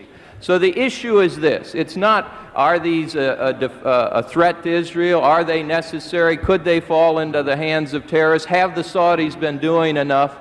The issue is, can the word of the President of the United States be relied upon by countries in the Middle East, or does he have any credibility at all? And if he lacks credibility, then he cannot play a constructive role in bringing a just and lasting peace to the region. I urge my colleagues to support our President on this arms sale, to support his word and his credibility so that he can play a constructive role in achieving peace in a region, a peace arrangement that we all desire. Would the gentleman yield, Chairman yield him 2 additional minutes? Mr. Chairman, I yield the gentleman from California 2 additional minutes. The gentleman is recognized for 2 additional minutes. Thank the gentleman for yielding. I'd be happy to yield to the gentleman from New York. The gentleman has made excellent arguments that were echoed by myself and Congressman Hyde earlier. But I think to clarify a statement made by the sponsor, Mr. Levine, on how hard the administration was fighting to really be out front on this issue. And I think that the administration, out of courtesy to AIPAC and the Jewish leaders in America, deliberately was not out front. And let me just read from a speech which was made by Tom Dine before AIPAC's annual meeting just the other day, in which he said, and I think this backs up exactly what you've just said. This is Mr. Tom Dine, the executive director of AIPAC. He said, "We decided not to fight an arms sale because in our best judgment, the cost of a confrontation at this time would have been greater than the marginal benefit of stopping the arms sale." And listen to this now, because this is important. He goes on to say, "It is our function to examine, evaluate the facts in the case, and there we found that there was a consensus among defense experts and the Jewish leaders throughout America associated with all factions and all schools of thought that this particular package would have questionable impact on the security of Israel. The most authoritative study conducted found that this package would add little of consequence to the existing overall threat to Israel." And the statement goes on and on. But that is why the administration was not out in front, and that's why we thought that this would simply be a matter of having it approved. Will the gentleman yield? I'd be happy to yield. I thank the gentleman for yielding. We've heard a number of times this allegation about AIPAC and about Israel. The reality is that, frankly, neither one of them are involved in this process. And for the first time, we can, in fact, examine an arms sale in open light without any kind of inherent pressure being placed by anybody. And we are trying to examine it on that basis. The time of the gentleman has expired. Gentleman from California. I yield to the distinguished gentleman from New Mexico 1 minute. Gentleman is recognized for 1 minute. Without objection. Without objection. Mr. Speaker, the definition of friends of the United States has been called into question lately with our Libyan bombing and the European response. And I'm prepared to support a sale for Saudi Arabia if the Saudis demonstrate, quote, the similar kind of friendship. They have not done so. There are 5 fundamental reasons why this sale should be rejected. First, the Saudis support the PLO and their terrorism. Secondly, they've continued to undermine the Middle East peace process, failing to support moderate Arab states like Jordan and Egypt. And thirdly, they joined enthusiastically in the condemnation of our Libyan bombing raid. The State Department has said that the Saudis have made this sale a test of our reliability and credibility in terms of our relationship. And I would like to say to the Saudis that I'm prepared to be their friend as a member of Congress. I'm prepared, I think, in the future to support these sales if they do the same with us. Gentleman from Michigan. Chairman, I yield 1 minute to the gentleman from New York, Mr. Norm Lamb. Gentleman is recognized for 1 minute. Without objection. Mr. Chairman, I rise in support of the resolution of disapproval. The reasons for opposing this sale are clear. Saudi Arabia is still at a state of war with Israel. The Saudis refuse to recognize Israel's right to exist and continue to support the Arab boycott of Israel. Through these actions, the Saudis have, in fact, undermined prospects for peace in that volatile area of the world. In addition, the evident alliance between Libya's Muammar Gaddafi and Saudi Arabia is of great concern to me. The Saudis condemned our most recent attempt to end Colonel Gaddafi's reign of terror and brutality and have demonstrated a reluctance to take action against terrorism. So I urge my colleagues to oppose this ill-advised sale and to press for the peaceful resolution of disputes in that troubled region. Gentleman yield. I'd be happy to yield to the gentleman. I'd like to associate myself with the remarks of the gentleman and ask unanimous consent to revise and extend my remarks. Without objection. Time of the gentleman has expired. Gentleman from California. I yield 2 minutes to the gentleman from Texas. Gentleman's recognized. Gentleman for yielding. Mr. Chairman, I ask unanimous consent to revise and extend my remarks. Objection.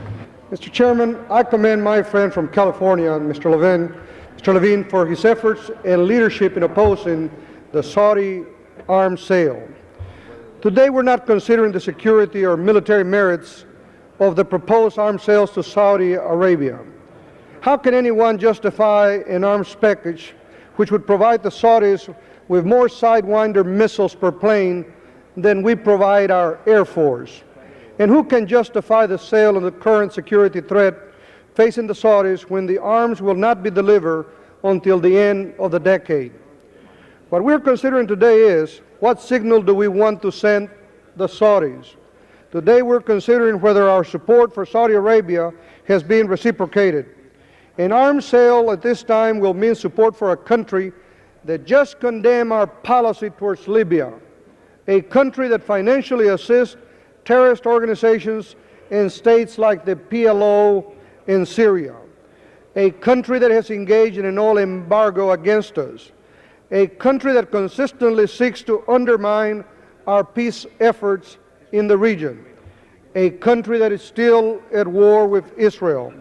The Saudis have actively opposed the Camp David Accords, which form the cornerstone of our efforts to bring the Arab-Israeli conflict of peaceful resolution. They have ostracized Egypt, the only Arab partner to the Camp David Accords, and have threatened Jordan with sanctions if it were to join the peace process.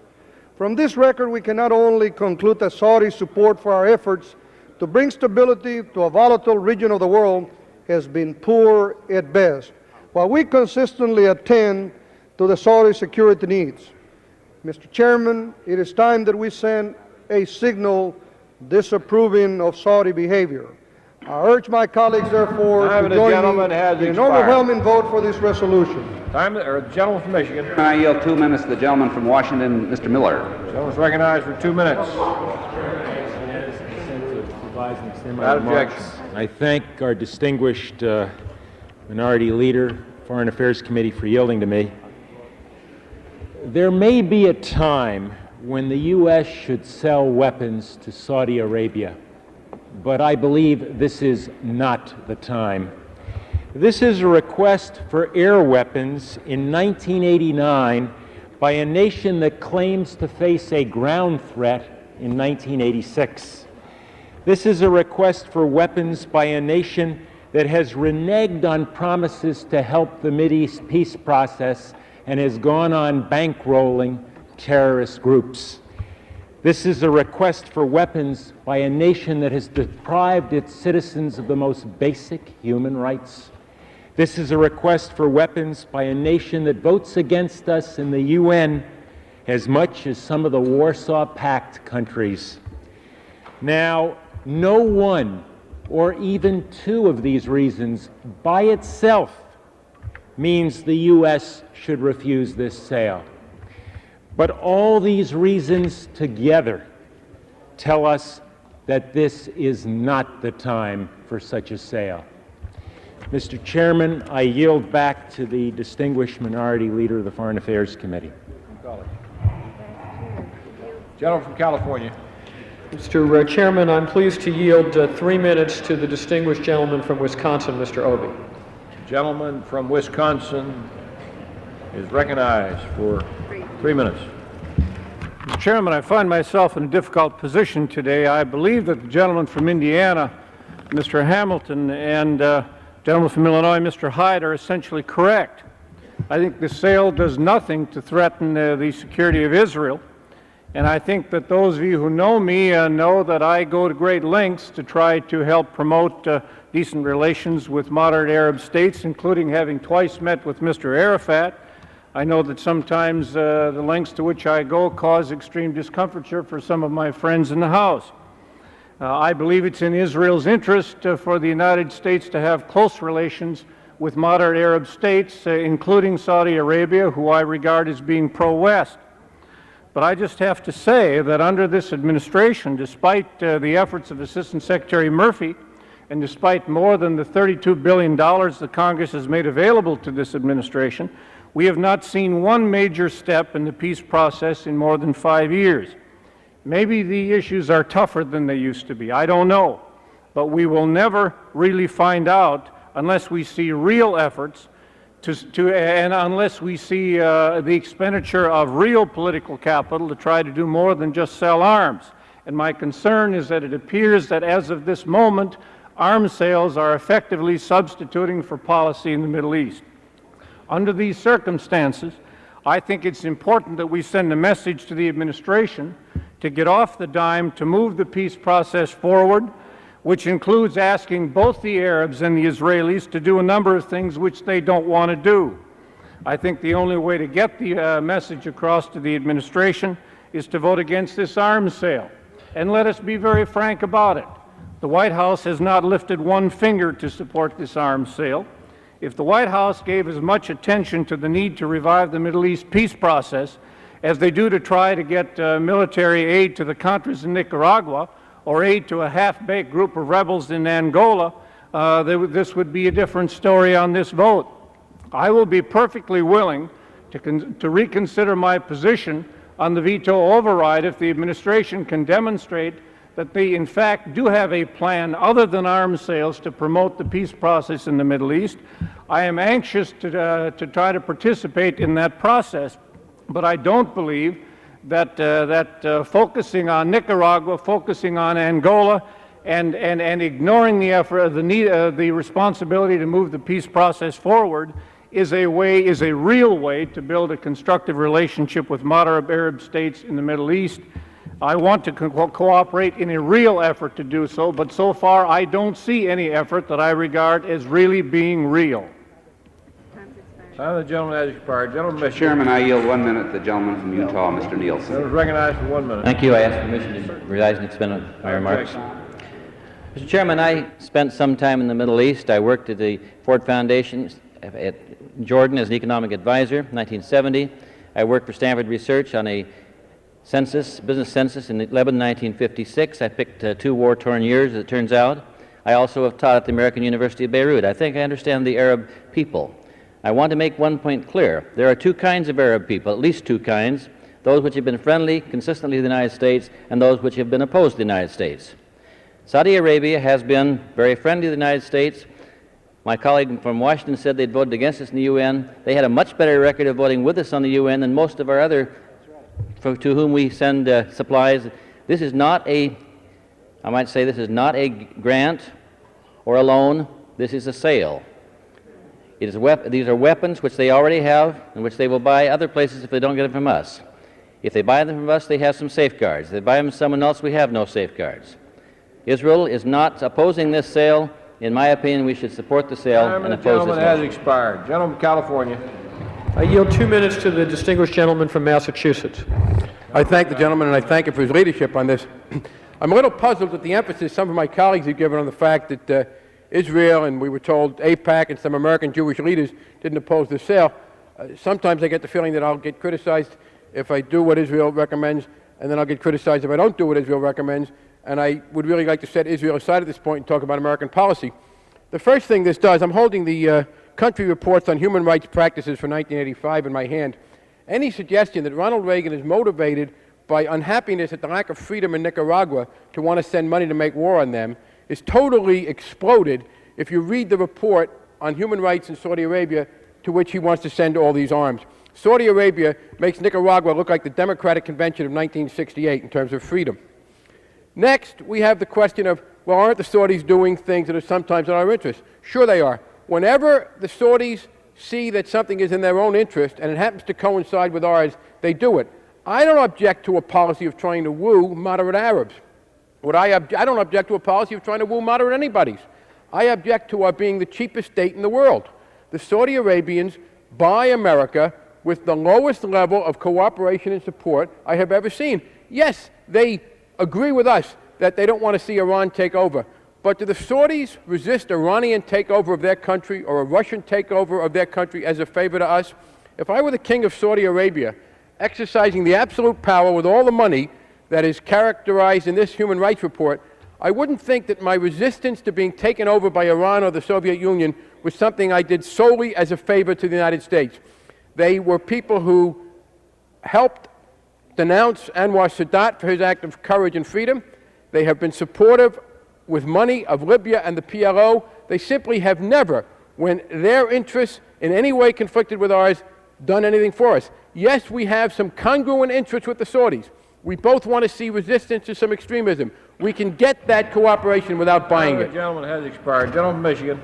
Mr. Chairman, I'd like to inquire of the leader on the other side how many speakers he has left.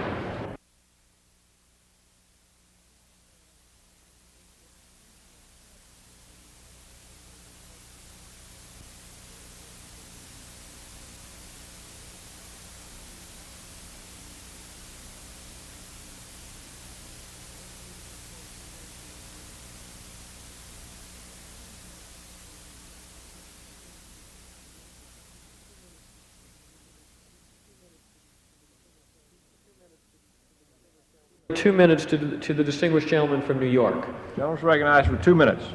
I thank my distinguished friend and want to commend him on his leadership in this effort. And, Mr. Speaker, I ask unanimous consent to revise and extend my remarks. Speaker, as a co-sponsor of H.A. Res. 589, I rise to support the resolution and oppose the sale of missiles to Saudi Arabia. The administration argues that the U.S. must once more prove its support for the Saudi sheikhdom by approving yet again another shipment of weapons to Saudi Arabia. I fail to see what the Saudi government is doing in return for the support we have constantly offered them. After supplying the Saudi government with almost $50 billion in military equipment and services over the last 33 years, we might finally expect some show of sympathy from the Saudis for our policies in the Middle East, for stopping terrorism, for recognizing Israel, and for promoting a peace settlement between Israel and her neighbors.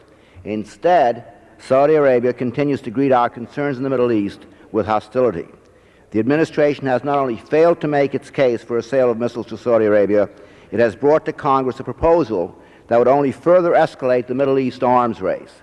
We need only recall America's policy of arming Iran to the teeth to see the deadly consequences of a policy that tries to promote stability with weapons, a policy that favors military force over diplomacy. In fact, it is American weaponry in the hands of the now fundamentalist Iranian government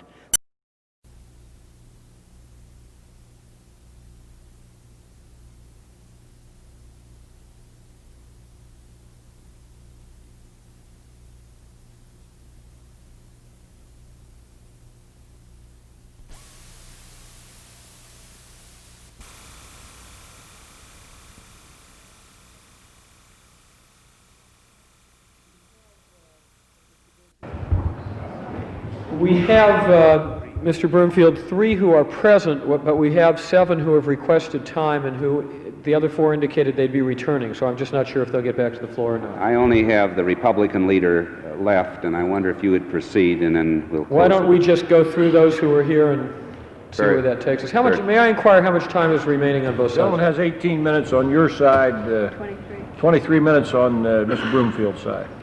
Thank you. Mr. Chairman, I would like to yield 2 minutes to the distinguished gentleman from New York. Gentleman's recognized for 2 minutes. I thank my distinguished friend and want to commend him on his leadership in this effort.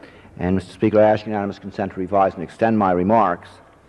Speaker, as a co-sponsor of H.A. Res. 589, I rise to support the resolution and oppose the sale of missiles to Saudi Arabia. The administration argues that the U.S. must once more prove its support for the Saudi sheikhdom by approving yet again another shipment of weapons to Saudi Arabia. I fail to see what the Saudi government is doing in return for the support we have constantly offered them. After supplying the Saudi government with almost $50 billion in military equipment and services over the last 33 years, we might finally expect some show of sympathy from the Saudis for our policies in the Middle East, for stopping terrorism, for recognizing Israel, and for promoting a peace settlement between Israel and her neighbors. Instead, Saudi Arabia continues to greet our concerns in the Middle East with hostility. The administration has not only failed to make its case for a sale of missiles to Saudi Arabia, it has brought to Congress a proposal that would only further escalate the Middle East arms race. We need only recall America's policy of arming Iran to the teeth to see the deadly consequences of a policy that tries to promote stability with weapons, a policy that favors military force over diplomacy. In fact, it is American weaponry in the hands of the now fundamentalist Iranian government that the administration today says is threatening the Saudis. Our mission in the Middle East must be to ensure Israel's security and promote peace, not to scatter our military hardware to any nation that wants it. The sale of missiles to Saudi Arabia is dangerous and wrong and should be stopped. Time of the gentleman has expired. Gentleman from California. Mr. Chairman, I yield 5 minutes to the distinguished gentleman from Florida, Mr. Smith. Gentleman is recognized for 5 minutes.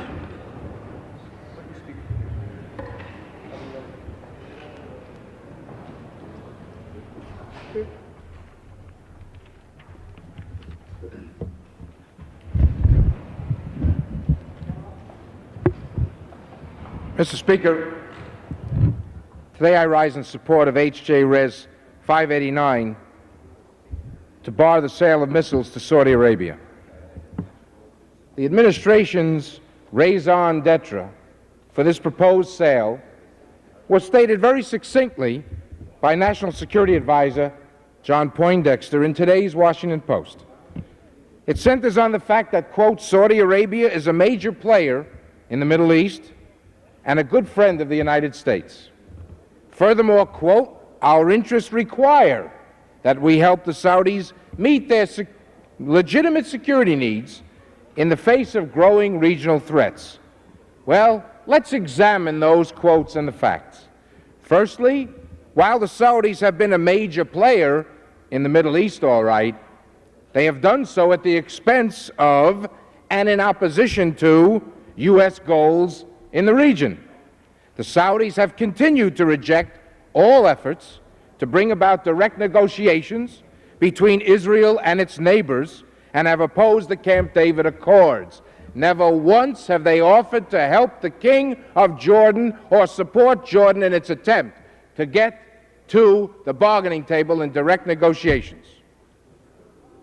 They have undermined King Hussein's efforts to involve Jordan in the process and isolate and continue to isolate the one neighboring Arab country which in fact gave support to Jordan, which was Egypt. Their support was to refuse to allow the Egyptians back into any of the Arab leagues. By far the most damning of Saudi Arabia's policies is its bankrolling, as you've heard, of both the PLO and Syria, protectors of terrorists, perpetrators of murderous acts all over the world against Americans and other countries, and they support them. To the tune, I might add, of almost $100 million a year to the PLO and about $500 million a year to the Syrians. In addition, while the United States has attempted to bring peace to the region, the Saudis have yet to terminate the declaration of the state of war that they made back in 1967, and in fact, technically are still at war with Israel. Secondly, how does this sale help Saudi Arabia meet its current security needs? Iran is the chief threat to Saudi Arabia. Everyone in this government agrees to it. In fact, the Middle East Arms Transfer Study talked about it as well. There's no question about it. And the war between Iran and Iraq is being waged and threatens, according to that study and everyone else, Saudi Arabia. But what's the threat? The threat is ground troops. The Saudis are outnumbered scores to one with ground troops. The Saudis have very little in the way of really effective ground armament. And yet, we want to sell them anti-aircraft missiles. Nobody ever shot down a soldier with a harpoon or a Sidewinder or a Stinger. In fact, we are giving them, if we make this sale, we are giving them more of what they have as the greatest strength. missiles. They need ground infantry equipment, and we want to give them missiles. Iran has less than 50 air-capable planes left in their air force. The missiles wouldn't even be delivered to the Saudis until 1989, making any argument of urgency pure nonsense. In addition, as you've heard, the sale includes 800 Stinger missiles, which is of particular concern to all of us. This handheld missile is the ideal terrorist weapon, and all of us shudder at the thought of sending them to a part of the world where terrorism is the name of the game and the game is played every day. If this administration is worried about the possible diversion of Stingers recently sent to the rebels in Afghanistan and Angola, can we really trust these weapons to a government that continues to finance the PLO and the Syrians? Finally, the Saudis already possess more missiles per aircraft than all of our NATO allies. I request two additional minutes. I yield 2 additional minutes to the gentleman on the floor. Recognized for 2 additional minutes. This sale would give them even more missiles per plane than the United States of America.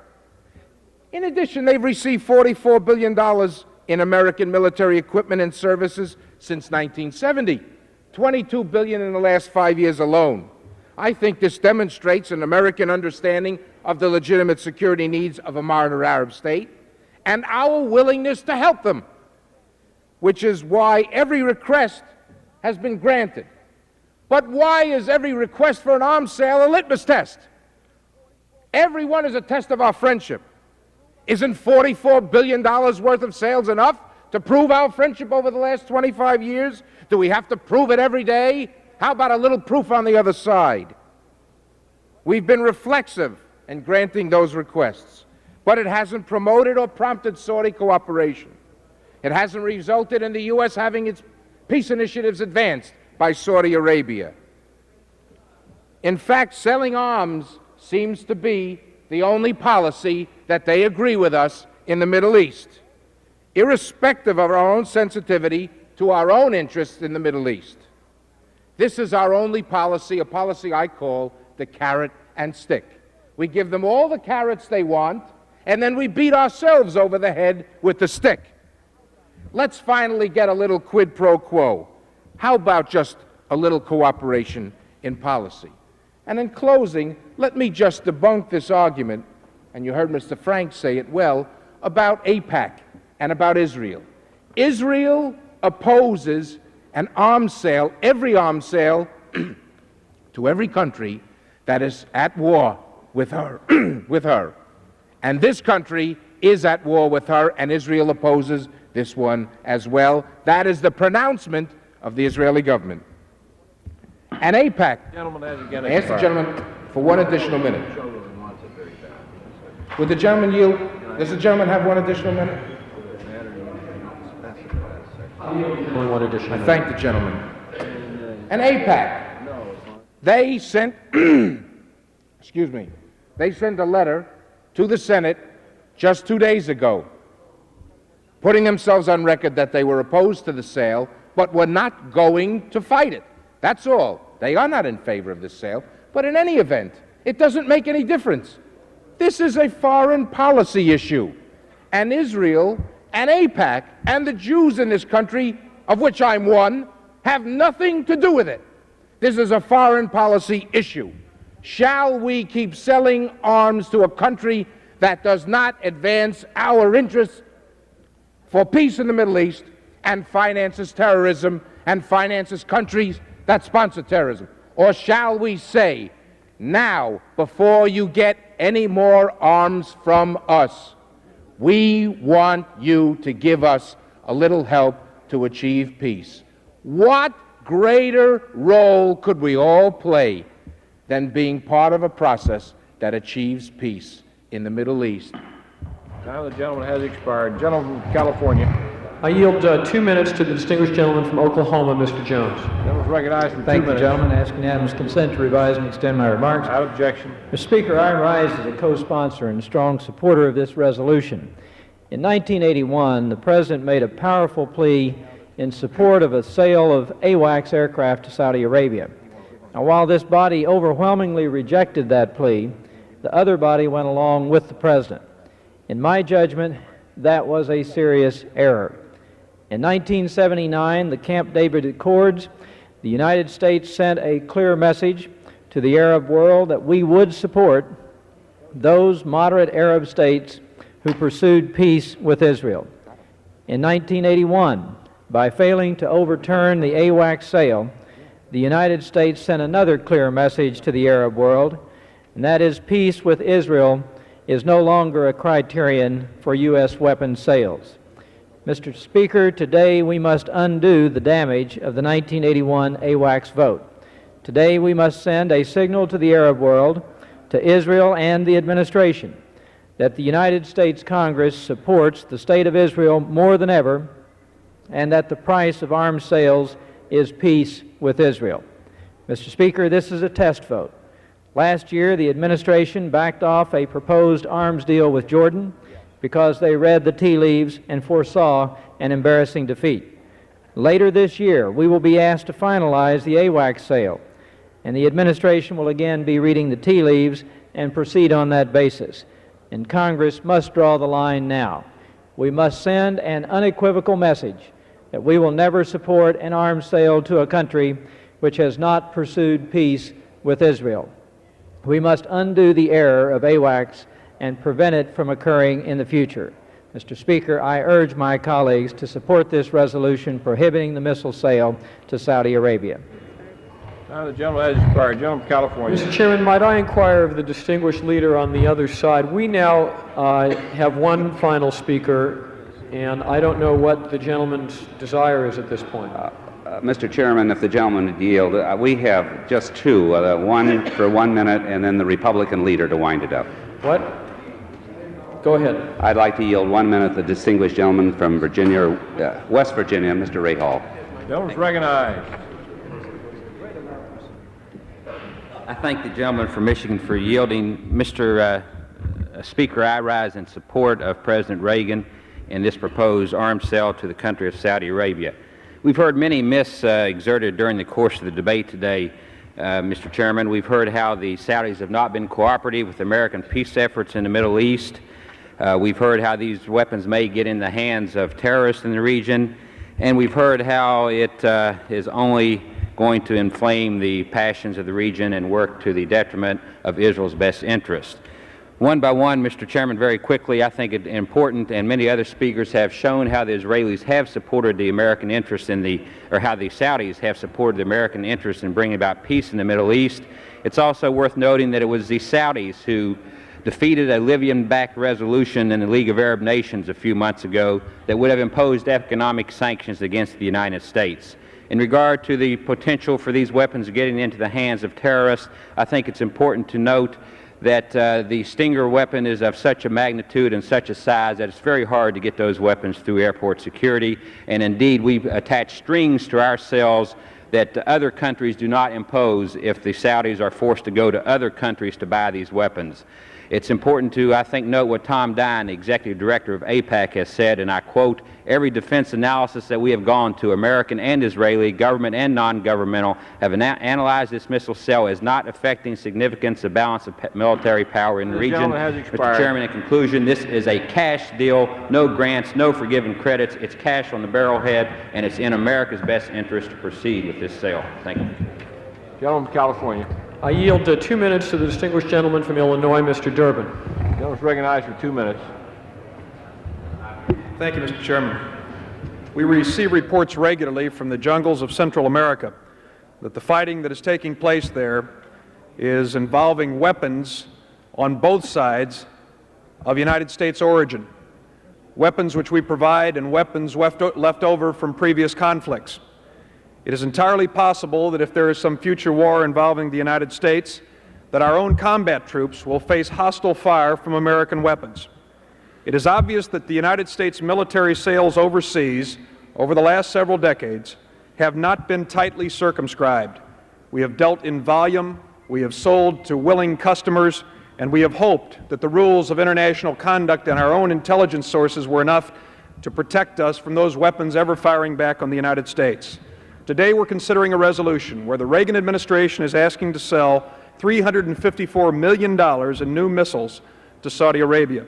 Among those missiles are included 800 Stingers, a very important and critical weapon in today's world. I'm the co-sponsor of legislation with Congressman O'Coin of Oregon to prohibit the sale of Stinger missiles to paramilitary and guerrilla groups around the world for the very reason that these missiles, handheld and mobile, can be used as the most effective terrorist weapon in the world today. All of the time and effort we put into airport security to make certain that American planes are not destroyed in air would be lost by one Stinger missile 5 miles away from an aircraft that could strike an American plane or any plane. To proliferate these missiles, to put them out into commerce around the world, is to invite disaster. The rules of international conflict require that we craft our policy to the realities of today's world. Prudence requires us to reconsider the realities that face us with this Saudi sale. Present time, the Saudis have some 300 Sidewinder air-to-air missiles, 100 Harpoon missiles, and 400 Stingers. There is no need for 800 more Stingers that could invite terrorist reprisals against the United States and its citizens. Gentleman from Michigan. Mr. Chairman, before I yield the time to the Republican leader, I'd like unanimous consent that I insert my own remarks following those of the chairman of the Foreign Affairs Committee, Mr. Fassell, on this issue. Without objection. Gentleman from... I yield the gentleman from Illinois, the Republican leader, as much time as he may consume. Gentleman's recognized. Mr. Chairman. Ask unanimous consent to revise Without and extend objection. my remarks. Mr. Chairman and my colleagues, I rise in opposition to the resolution to disapprove the sale of the $354 million worth of missiles to Saudi Arabia, and I do so under no illusions concerning the atmosphere in which this debate takes place. I can count too, but I thought it'd be useful to offer some arguments in favor of the sale, if only to put in perspective some ideas that might be lost in the stampede against the sale. We all know that Israel is as much a part of this debate as Saudi Arabia, and it is this point that I ought to address myself first. For almost 30 years now, I've been speaking for and voting for policies that support the survival and the freedom and security of the State of Israel. I believe support for the security and survival of Israel, the cornerstone of our Mideast policy for over 40 years, is in no way threatened by the sale of defensive weapons to Saudi Arabia. And that's not just Bob Michael's view. As has been pointed out several times, Mr. Tom Dine, Executive Director of the American-Israeli Political Affairs Committee, recently stated, the gentleman from West Virginia alluded to it but didn't quite finish the quotation. I think it bears repeating. Every defense analyst that we have gone to, American and Israeli, governmental and non-governmental, has analyzed this missile sale as not affecting the balance of military power in the region. You have to be honest about that. So said Tom Dine. So we have a situation in which those in the House opposed to the sale are supposedly more pro-Israel than AIPAC, something most observers would find hard to believe. I believe Mr. Dine has made a contribution to this debate, which is worthy of the attention of all of us, no matter what side you're on. The sale would not add new systems to the Saudi arms inventory. What is involved is either an upgrading or an augmentation of equipment already in Saudi stocks. And each part of the sale meets a specific and urgent need for the Saudis against attacks from radical states such as Iran. The Sidewinders, as we know, are short-range air-to-air missiles that will enhance the ability of the Saudi Air Force to be effective in air combat. The Harpoon missile is needed against naval threats in the Gulf region. And the Stingers provide close-range defense of key installations, including those vital oil fields. Now remember, in the spring of 1984, and I might call the gentleman from Florida's attention to his reference to ground troops and that kind of thing. In the spring of '84, the Royal Saudi Air Force pilots flying F-15s downed 2 intruding Iranian aircraft. And that's where the threat comes from some of those more radical countries. The Iranians obviously got the message, but we can't depend upon them remembering that lesson because Iran is not certainly acting logically these days. So we have to help the Saudis prepare for whatever plausible threat might come from that area. Saudi Arabia is as large as the eastern half of the United States. It has only 60 combat fighters to protect that enormous area. And it seems to me they need all the help they can get in that regard. The timing of the sale is almost as important as its substance. Even though these weapons won't get to Saudi Arabia immediately, the fact we made the commitment, I think, will in itself be useful. I'm aware of the fear that stingers sent to the Saudis might fall into the hands of terrorists or radical Islamic states. The gentleman who just preceded me in the well alluded to that fact. But I believe the security safeguards that we impose as part of the sale and the record of the Saudis over 40 years, while not a definitive argument against such a fear, is extremely compelling. And if we don't sell them these weapons, let's face it, other countries will. And there won't be then that same security that we impose on the sale of those weapons. The argument is raised that the Saudis, because they have not always acted in line with our policies, are unworthy of our aid. Well, given the complex politics of the Arab and Islamic world, it's a small wonder that the Saudis have not always acted the way we would wish them to act. But we can make this same accusation about some of our closest allies and within the last couple weeks. I don't believe I have to name names. Sovereign nations do what they feel they have to do, and the Saudis are no different from anyone else. It's my understanding that in recent months the Saudis have been quietly helpful in at least one issue of major concern to us. And I think what we're talking about here is, if you consider Jordan and the Saudis and Egypt as moderate Arab countries as distinguished from those more radical ones, I think it's to our advantage to keep the door of communication open with those moderate Arab countries that in turn have ties with the radicals for at least maybe a bit of help from time to time. I think it's useful for us, as I said, to keep those lines open and not turn our back when they're asking for aid, especially when they will not be denied the aid but merely buy it from someone else. The recent catastrophe in Chernobyl in the Soviet Union reminds us that the problem of energy supplies is one that confronts us again and again with no definitive answer. I don't think we can shut our eyes to the fact that Saudi Arabia has 25% of the world's proven oil reserves. This fact alone, not just the Saudis' relationship with Israel, commands our attention.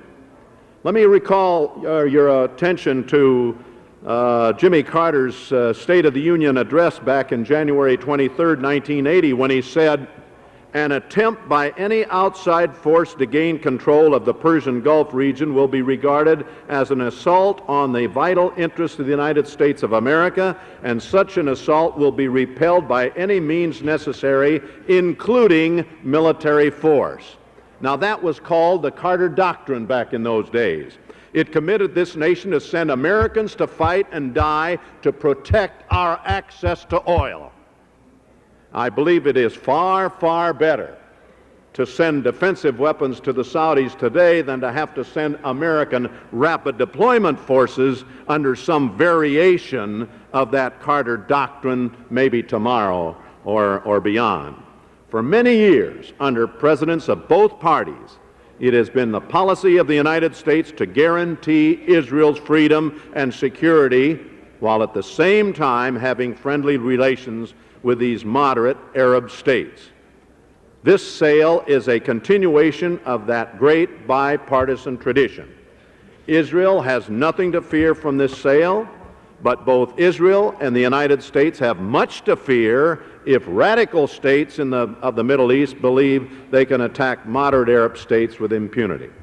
And a vote against this resolution will go a long way toward helping our nation continue to meet its commitments in the Middle East.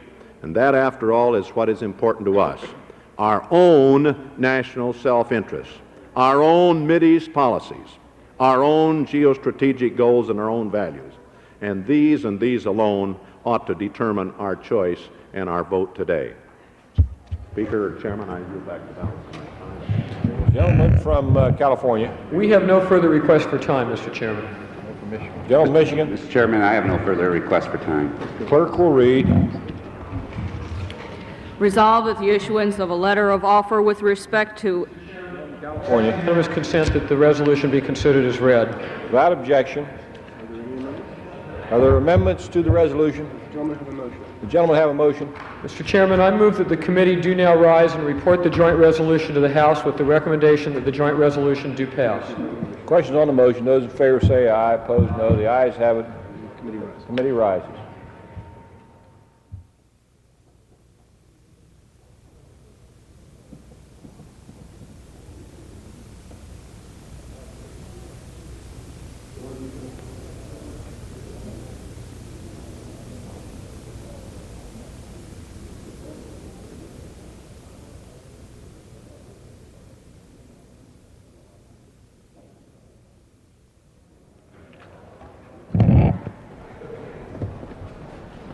Speaker. Mr. Chairman. The Committee of the Whole House and the State of the Union, having had under consideration the House J Resolution 589, directs me to report the same back to the House with a recommendation that the bill do now pass. Thank you, sir. The Chairman of the Committee of the Whole House on the State of the Union reports that the committee, having had under consideration House Joint Resolution 589, directs him to report the same back to the House with the recommendation that the bill do pass. Without objection, the previous question is ordered. The question is on engrossment and third reading of the bill. Those in favor say aye. Aye. Opposed, no. The ayes have it. Reading. Joint resolution prohibiting the proposed sale of certain missiles to Saudi Arabia. Questions on final passage of the bill. All those in favor say aye. All those opposed? Opinion of the chair, the ayes have it. Bill is passed. Mr. Speaker, I object on the grounds that a quorum is not present. Make a point of order that a quorum is not present. To account for a quorum. It's obvious that a quorum is not present. Rules, a vote is automatic. Those in favor will vote aye. Those opposed will vote no. Voting will be by electronic device.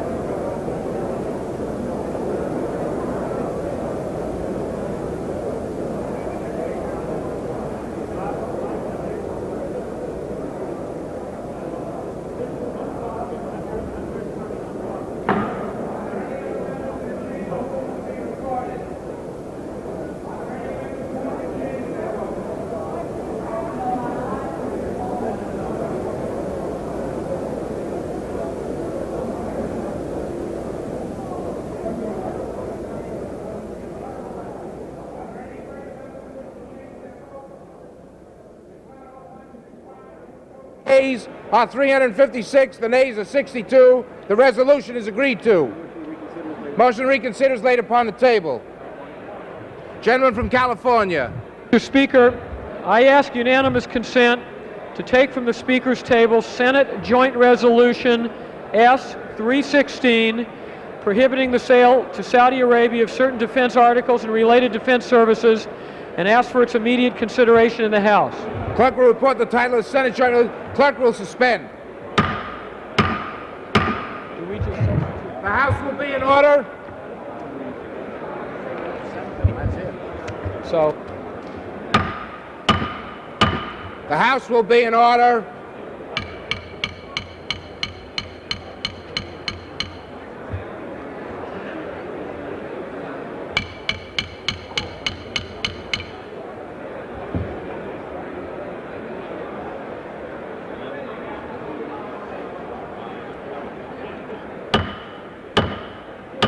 The House will be in order. There is further business on this issue.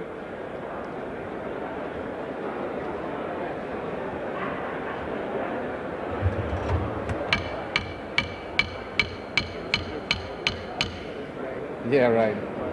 The clerk will report the title of the Senate Joint Resolution. Senate Joint Resolution 316, Joint Resolution prohibiting the sale of Saudi Arabia of certain defense articles and related defense services.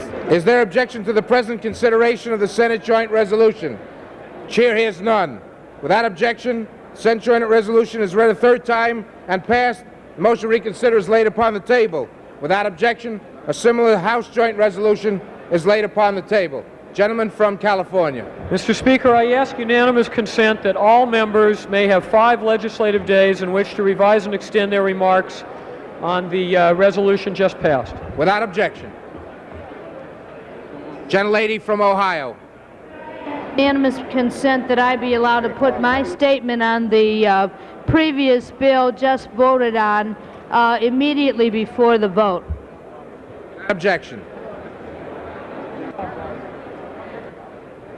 The gentleman from Florida, Mr. Pepper, is recognized for the purpose of filing a rule.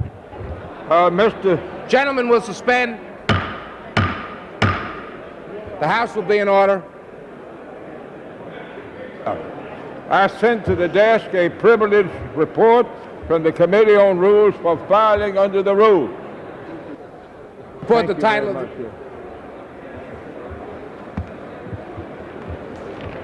Report to accompany House Resolution 448, waiving certain points of order against consideration of H.R. 4515, making urgent supplemental appropriations for the fiscal year ending September 30th, 1986, and for other purposes. Referred to the House calendar and print and ordered printed.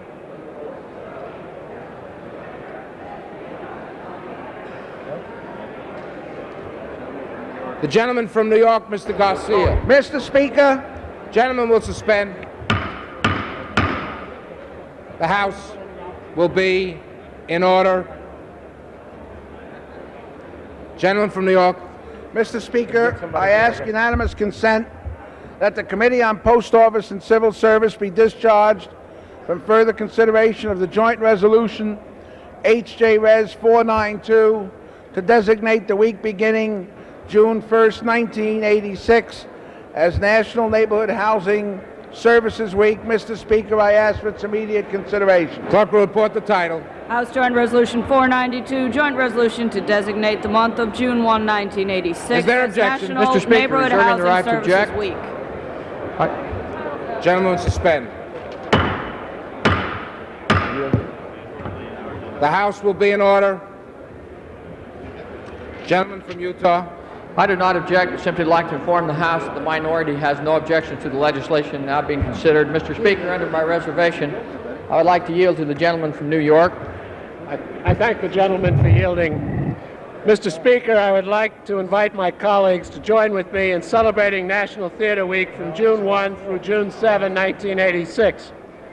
This week will celebrate 302 years of theatrical entertainment in America. Mr. Speaker, House is not in order. May we get some order, please? House will be in order. And that over there. He's got the floor. Gentleman from Utah. Speaker, I withdraw my reservation. Without objection. Without objection, joint resolution is engrossed, read a third time, passed. The motion to reconsider is laid upon the table. Gentleman from New York. Mr. Speaker, I ask unanimous consent that the Committee on Post Office and Civil Service be discharged from further consideration of the joint resolution SJ Res 281 to designate the week of May 11th, 1986 through May 17th, 1986 as Senior Center Week. Mr. Speaker, I ask for its immediate consideration. Put the title. On a joint resolution 281, joint resolution to designate the week of May 11th through May 17th, 1986 as Senior Center Week. Is there objection? Mr. Speaker, Gentleman from Utah reserves the right to object. I do not object, but simply like to inform the House that the minority has no objection to the legislation now being considered. Mr. Speaker, is he here? I withdraw my reservation. May we have order, please? Gentleman's entitled to be heard. Gentleman from Utah reserves the right to object. Mr. Speaker, I withdraw my reservation.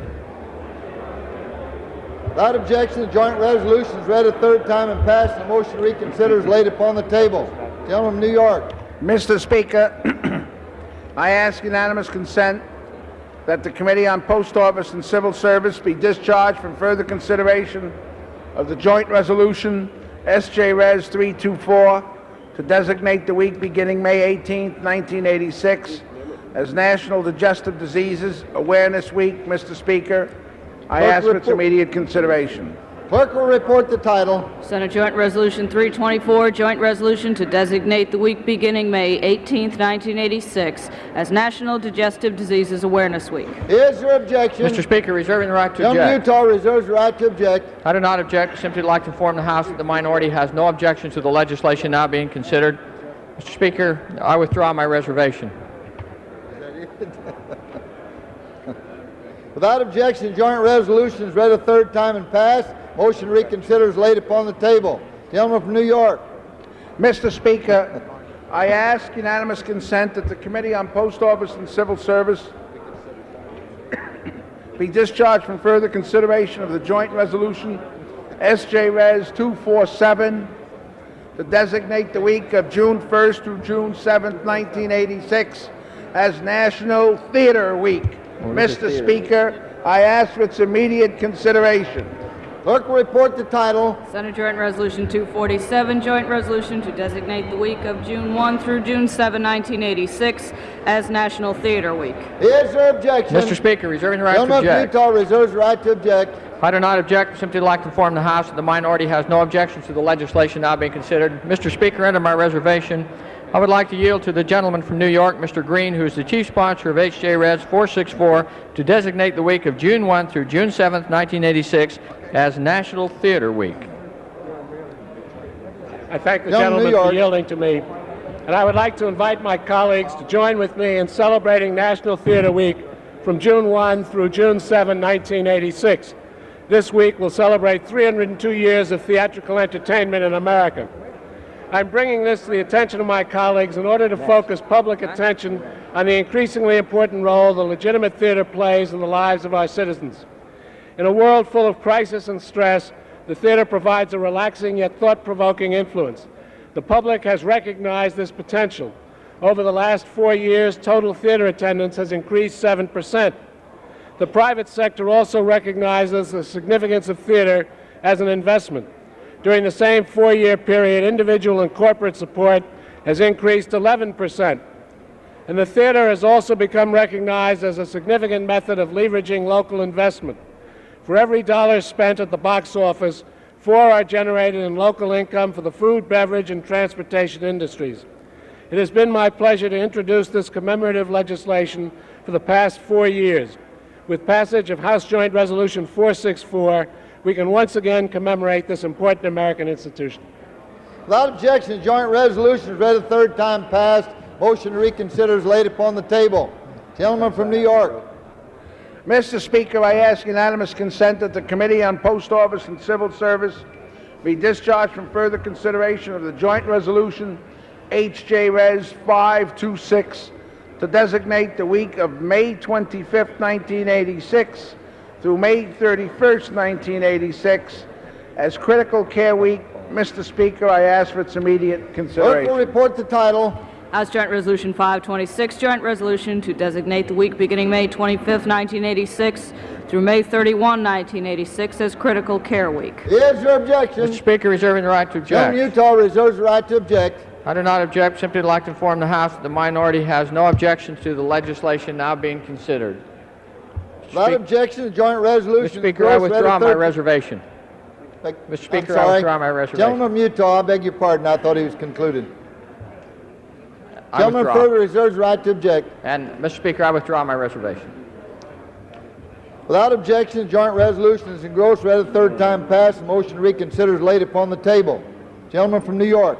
Mr. Speaker, I ask unanimous consent that the Committee on Post Office and Civil Service be discharged from further consideration of the joint resolution S.J. Res. 267 to designate the week of May 26, 1986 through June 1st, 1986 as Older Americans Melanoma Skin Cancer Detection and Prevention Week. Mr. Speaker, I ask for its immediate consideration. Clerk will report the title. Senate Joint Resolution 267, joint resolution designating the week of May 26, 1986 through June 1, 1986 as Older Americans Melanoma Skin Cancer Detection and Prevention Week. Is there objection? Mr. Speaker, reserving the right to object. Gentleman from Utah reserves the right to object. I do not object, but simply like to inform the House the minority has no objection to the legislation now being considered. Mr. Speaker, I withdraw my reservation. Without objection, joint resolution is read a third time passed. The motion to reconsider is laid upon the table. Gentleman from New York. Mr. Speaker, I ask unanimous consent that the Committee on Post Office and Civil Service be discharged from further consideration of the joint resolution S.J. Res. 288 to designate the month of May 1986 as National Birds of Prey Month. Mr. Speaker, I ask for its immediate consideration. Clerk will report the title. Senate Joint Resolution 288, joint resolution to designate the month of May 1986 as National Birds of Prey Month. Is there objection? Mr. Speaker, reserving the right Gentleman to from object. Utah reserves the right to object. I do not object, simply like to inform the House the minority has no objection to the legislation now being considered. Mr. Speaker, under my reservation, I would like to yield to the distinguished gentleman from Idaho, Mr. Craig, who is the chief sponsor of H.J. Res. 546, designating May 1986 as National Birds of Prey Month. I'd like to thank my colleague from Utah for yielding. S.J. Res. 288 that passed in the Senate and H.J. Res. 546 that is now ready to pass here in the House designates May as National Birds of Prey Month. Mr. Speaker, nothing symbolizes the freedom of this nation more than its birds of prey. These majestic creatures not only play a vital role in maintaining nature's balance, but their grace, beauty, and spirit have been an inspiration to this nation for centuries. Many species of birds of prey inhabit the United States, and an alarming number of them are listed either as threatened, endangered, or now near extinction.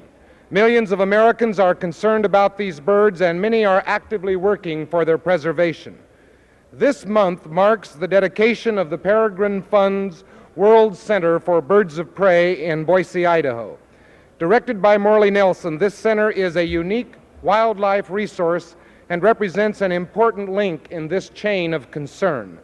The World Center for Birds of Prey will be available for use by biologists as well as visiting scientists, graduates, and undergraduate students at Boise State University.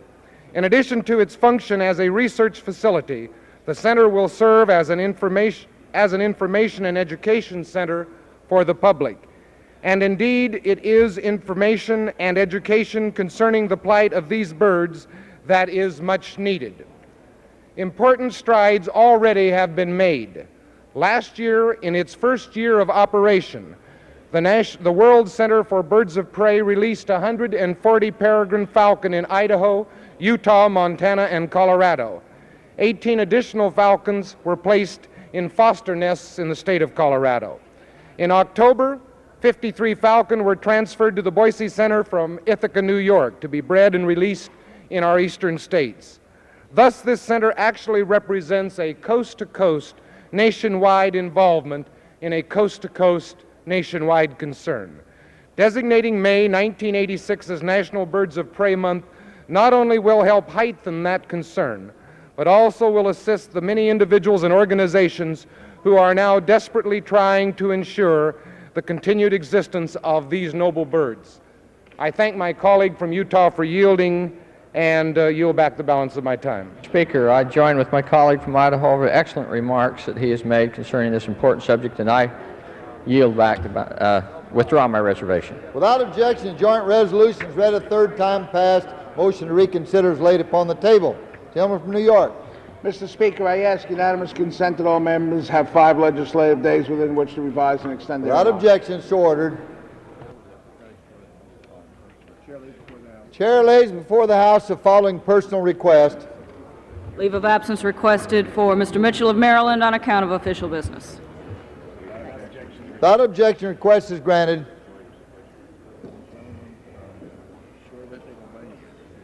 Gentleman from Pennsylvania.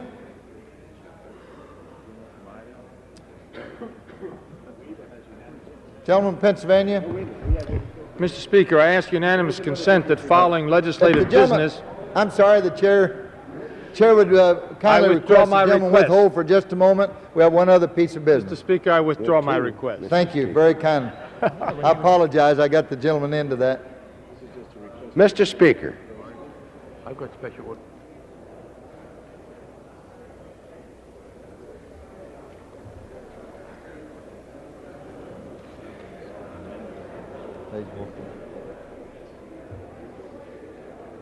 waiting to be recognized. Purpose, gentleman from Oregon, rise. Mr. Speaker, I ask unanimous consent that in the engrossment of the bill H.R. 3214, the clerk be directed to correct the amendment on page 12 as it was before the House on May 7. 1, by striking out all of lines 9 through 14 of the bill as introduced. 2, by inserting before the text the words Section 5 of the Act of December 29, 1982, PL 97-391, is amended to read as follows. And 3, by inserting quotation marks before Section 5A before paragraph B and after the period at the end of paragraph B. Is your objection request, the gentleman from Oregon? Reserving the right to object. Gentleman reserves the right to object. Will the gentleman from Oregon yield for a brief explanation? Gentleman has the time. Go ahead. You have the time. Well, I would wish the gentleman from Oregon to explain... Oh, will I yield for an explanation? Yes, I'd be delighted to. Sorry. If the gentleman will yield, I will explain. In preparing the papers on H.R. 3214, an error was made in the incorporation of the committee amendment. The change proposed is not a change of substance from the committee's recommendation, but simply corrects a mistake made to the text so it will read correctly. I thank my colleague from Oregon for responding. The minority has no objection and withdraw my reservation. Is there objection? Chair hears none. Without objection, request granted. Gentleman from Ohio, Mr. Seiberling. I ask unanimous consent to take from the Speaker's table the bill H.R. 2921 and for its immediate consideration in the House. Clerk will report the title. Union Calendar Number 332, H.R. 2921, a bill to authorize the Secretary of Agriculture to issue permanent easements for the water conveyance systems in order to resolve title claims arising under acts repealed by Federal Land Policy Management Act of 1976 and for other purposes. Is your objection request, the gentleman from Ohio? Speaker, gentleman reserves the right to object. Reserving the right to object, Mr. Speaker, I do not necessarily object. I would merely like to compliment the distinguished chairman of the Subcommittee on Public Lands for his patience and his efforts, without which there would be no bill before us. This is extremely important to the West. I would also ask unanimous consent that all members may have 5 legislative days in which to revise and extend their remarks and to include extraneous material on the subject of H.R. 2921. And I withdraw my reservation. Is your objection? Chair is none. Mr. Speaker, I have an amendment at the desk and Clerk will report the amendment. I ask unanimous consent to consider it in lieu of the committee bill. Is your objection? Chair hears none. Clerk will report. An amendment offered by Mr. Seiberling of Ohio. Strike out all after the enacting clause and insert the following. Section Mr. 1A. Speaker, I ask unanimous consent that further reading of the amendment be dispensed Is with. there objection? Chair hears none. Without objection, amendment's agreed to. Mr. Bill is Speaker, engrossed, without read a Mr. third- Is the Mr. gentleman- Speaker, is the reserving the gentleman right to object. Yes. Gentleman's recognized. I would like to yield to the gentleman from Ohio to explain the nature of the amendment. Well, Mr. Speaker, the amendment is in the nature of a substitute which includes provisions adopted by the Interior Committee and some revisions made to meet concerns of the Committee on Agriculture. As a result, the bill is very similar to the House-passed bill of the last Congress dealing with this subject and is acceptable to the Forest Service and the administration. The bill addresses the status of certain irrigation ditches and similar facilities located on Western National Forest lands which were built and in use prior to the enactment of the Federal Land Policy and Management Act of 1976. That act protected valid existing rights. The owners of these systems believe that that means they should be exempt from the regulatory provisions of the act and from its requirement of annual right-of-way rental payments. The Forest Service does not agree with that position. This bill would not alter that situation. It would leave the parties free to resolve the matter through litigation. The bill, however, would extend to qualified holders of existing qualified irrigation systems an option that they could exercise as an alternative to litigation over the status of their systems. That option is to agree to be subject to the general terms and conditions of the Federal Land Policy and Management Act regarding rights of way in return for assurance that the easement would be granted, that would be open-ended in duration, and would be exempt from the annual rental fees otherwise required by the Act. The substitute would limit the bill so that it would apply only to systems crossing national forest lands for which the applicants have a valid water right under state law and which were constructed and in operation prior to the specified date. The substitute also contains a number of modifications to existing law as suggested by the Forest Service in order to give them additional flexibility in managing rights of way. It's my understanding that the Forest Service and the administration have no problems with the bill as we bring it before the House, and I believe it's sound and urge its approval.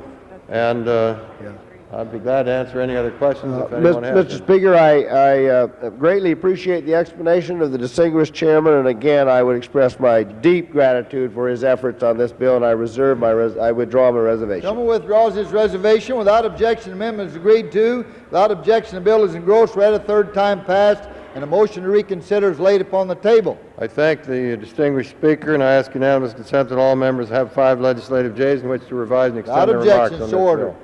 Thank you. Gentleman from Pennsylvania now. Are you sure? I'm absolutely certain. And I apologize. Mr. Speaker, I ask unanimous consent that following legislative business and any special orders heretofore entered into, that the following members may be permitted to address the House, revise and extend the remarks, and include therein extraneous matter. Mr. Livingston on today's date for 5 minutes, Mr. Beerider today for 5 minutes, Mr. Walker also today for 60 minutes, Mr. Fish today for 15 minutes, Mr. Gilman also for today for 60 minutes. Change that. Without objection, the sundry requests are granted. Gentleman from Mr. Pennsylvania. Speaker, I ask unanimous consent that the following members be permitted to extend their remarks and to include additional matter in that section of the record entitled Extensions of Remarks. Mr. Smith of Oregon, 1 instance, Mr. Green 1 time, Mr. Kramer 2 instances, Mr. Whitehurst 1, Mr. Duncan 1, Mr. Dornan 1, Mr. Miller of Ohio on 3 instances, Mr. Geekus 2, that's Geekus of Pennsylvania, Mr. Green in 1 instance, Mr. Talkey 1 instance, Mr. Colby of Arizona 1 instance, and Mr. McCandless 1 instance. Without objection, the various requests are granted, including the request of the gentleman from Pennsylvania. Gentleman from Ohio, Mr. Seiberling. I ask unanimous consent that today, following legislative business and any special orders heretofore entered into, the following members may be permitted to address the House, revise and extend their remarks, and include therein extraneous material.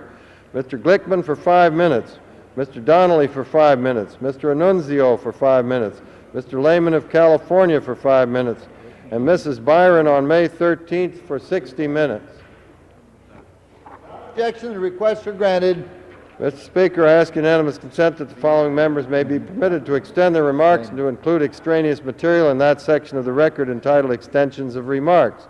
Mr. Coleman of Texas, Mr. Yatrin, 2, Mr. Dorgan, Mr. Kildee, Mr. Rangel, 2, Mr. Talon, Mr. Smith of Florida, Mr. Lowry, Mr. Edwards of California, Mr. Walgren, Mr. Fasell, Mr. Leland, Mr. Feehan, Mr. Rowland, Mr. Torres, and Mr. Worth. Without objection, the sundry requests are granted. Gentleman from New York. In a special order, Mr. Speaker. Under previous order of the House, the following members are recognized for 5 minutes each. Mrs. Bentley of Maryland, Mr. Glickman of Kansas, Mr. Livingston of Louisiana, Mr. Donnelly of Massachusetts, Mr. B. Ritter of Nebraska, Mr. Annunzio of Illinois, Mr. Lehman of California. Previous order of the House, the following members are recognized for Mr. Colby of Arizona for 60 minutes. Gentleman's recognized. Ask unanimous consent that members may Without objection, so ordered. advise and extend their remarks. Mr. Speaker, I'm pleased today to have this opportunity to talk for a few moments about the subject of Older Americans Month and discuss issues that our senior citizens in this country are facing. Senior Americans comprise the fastest growing population segment in this country. In the year 1984, 1 in 5 Americans was at least 55 years old and 1 in 9 was over the age of 65. This translates into almost 50 million Americans age 55 or older and 28 million who are over the age of 65. According to our Census Bureau, the projected growth in the older population will raise the median age of the U.S. population from 31 today to 36 by the year 2000 and to the age of 42 by the year 2050, a dramatic change and aging of our population. If current fertility and immigration levels remain stable, the only age groups to experience significant growth in the next century will be those who are over the age of 55. In my state of Arizona alone,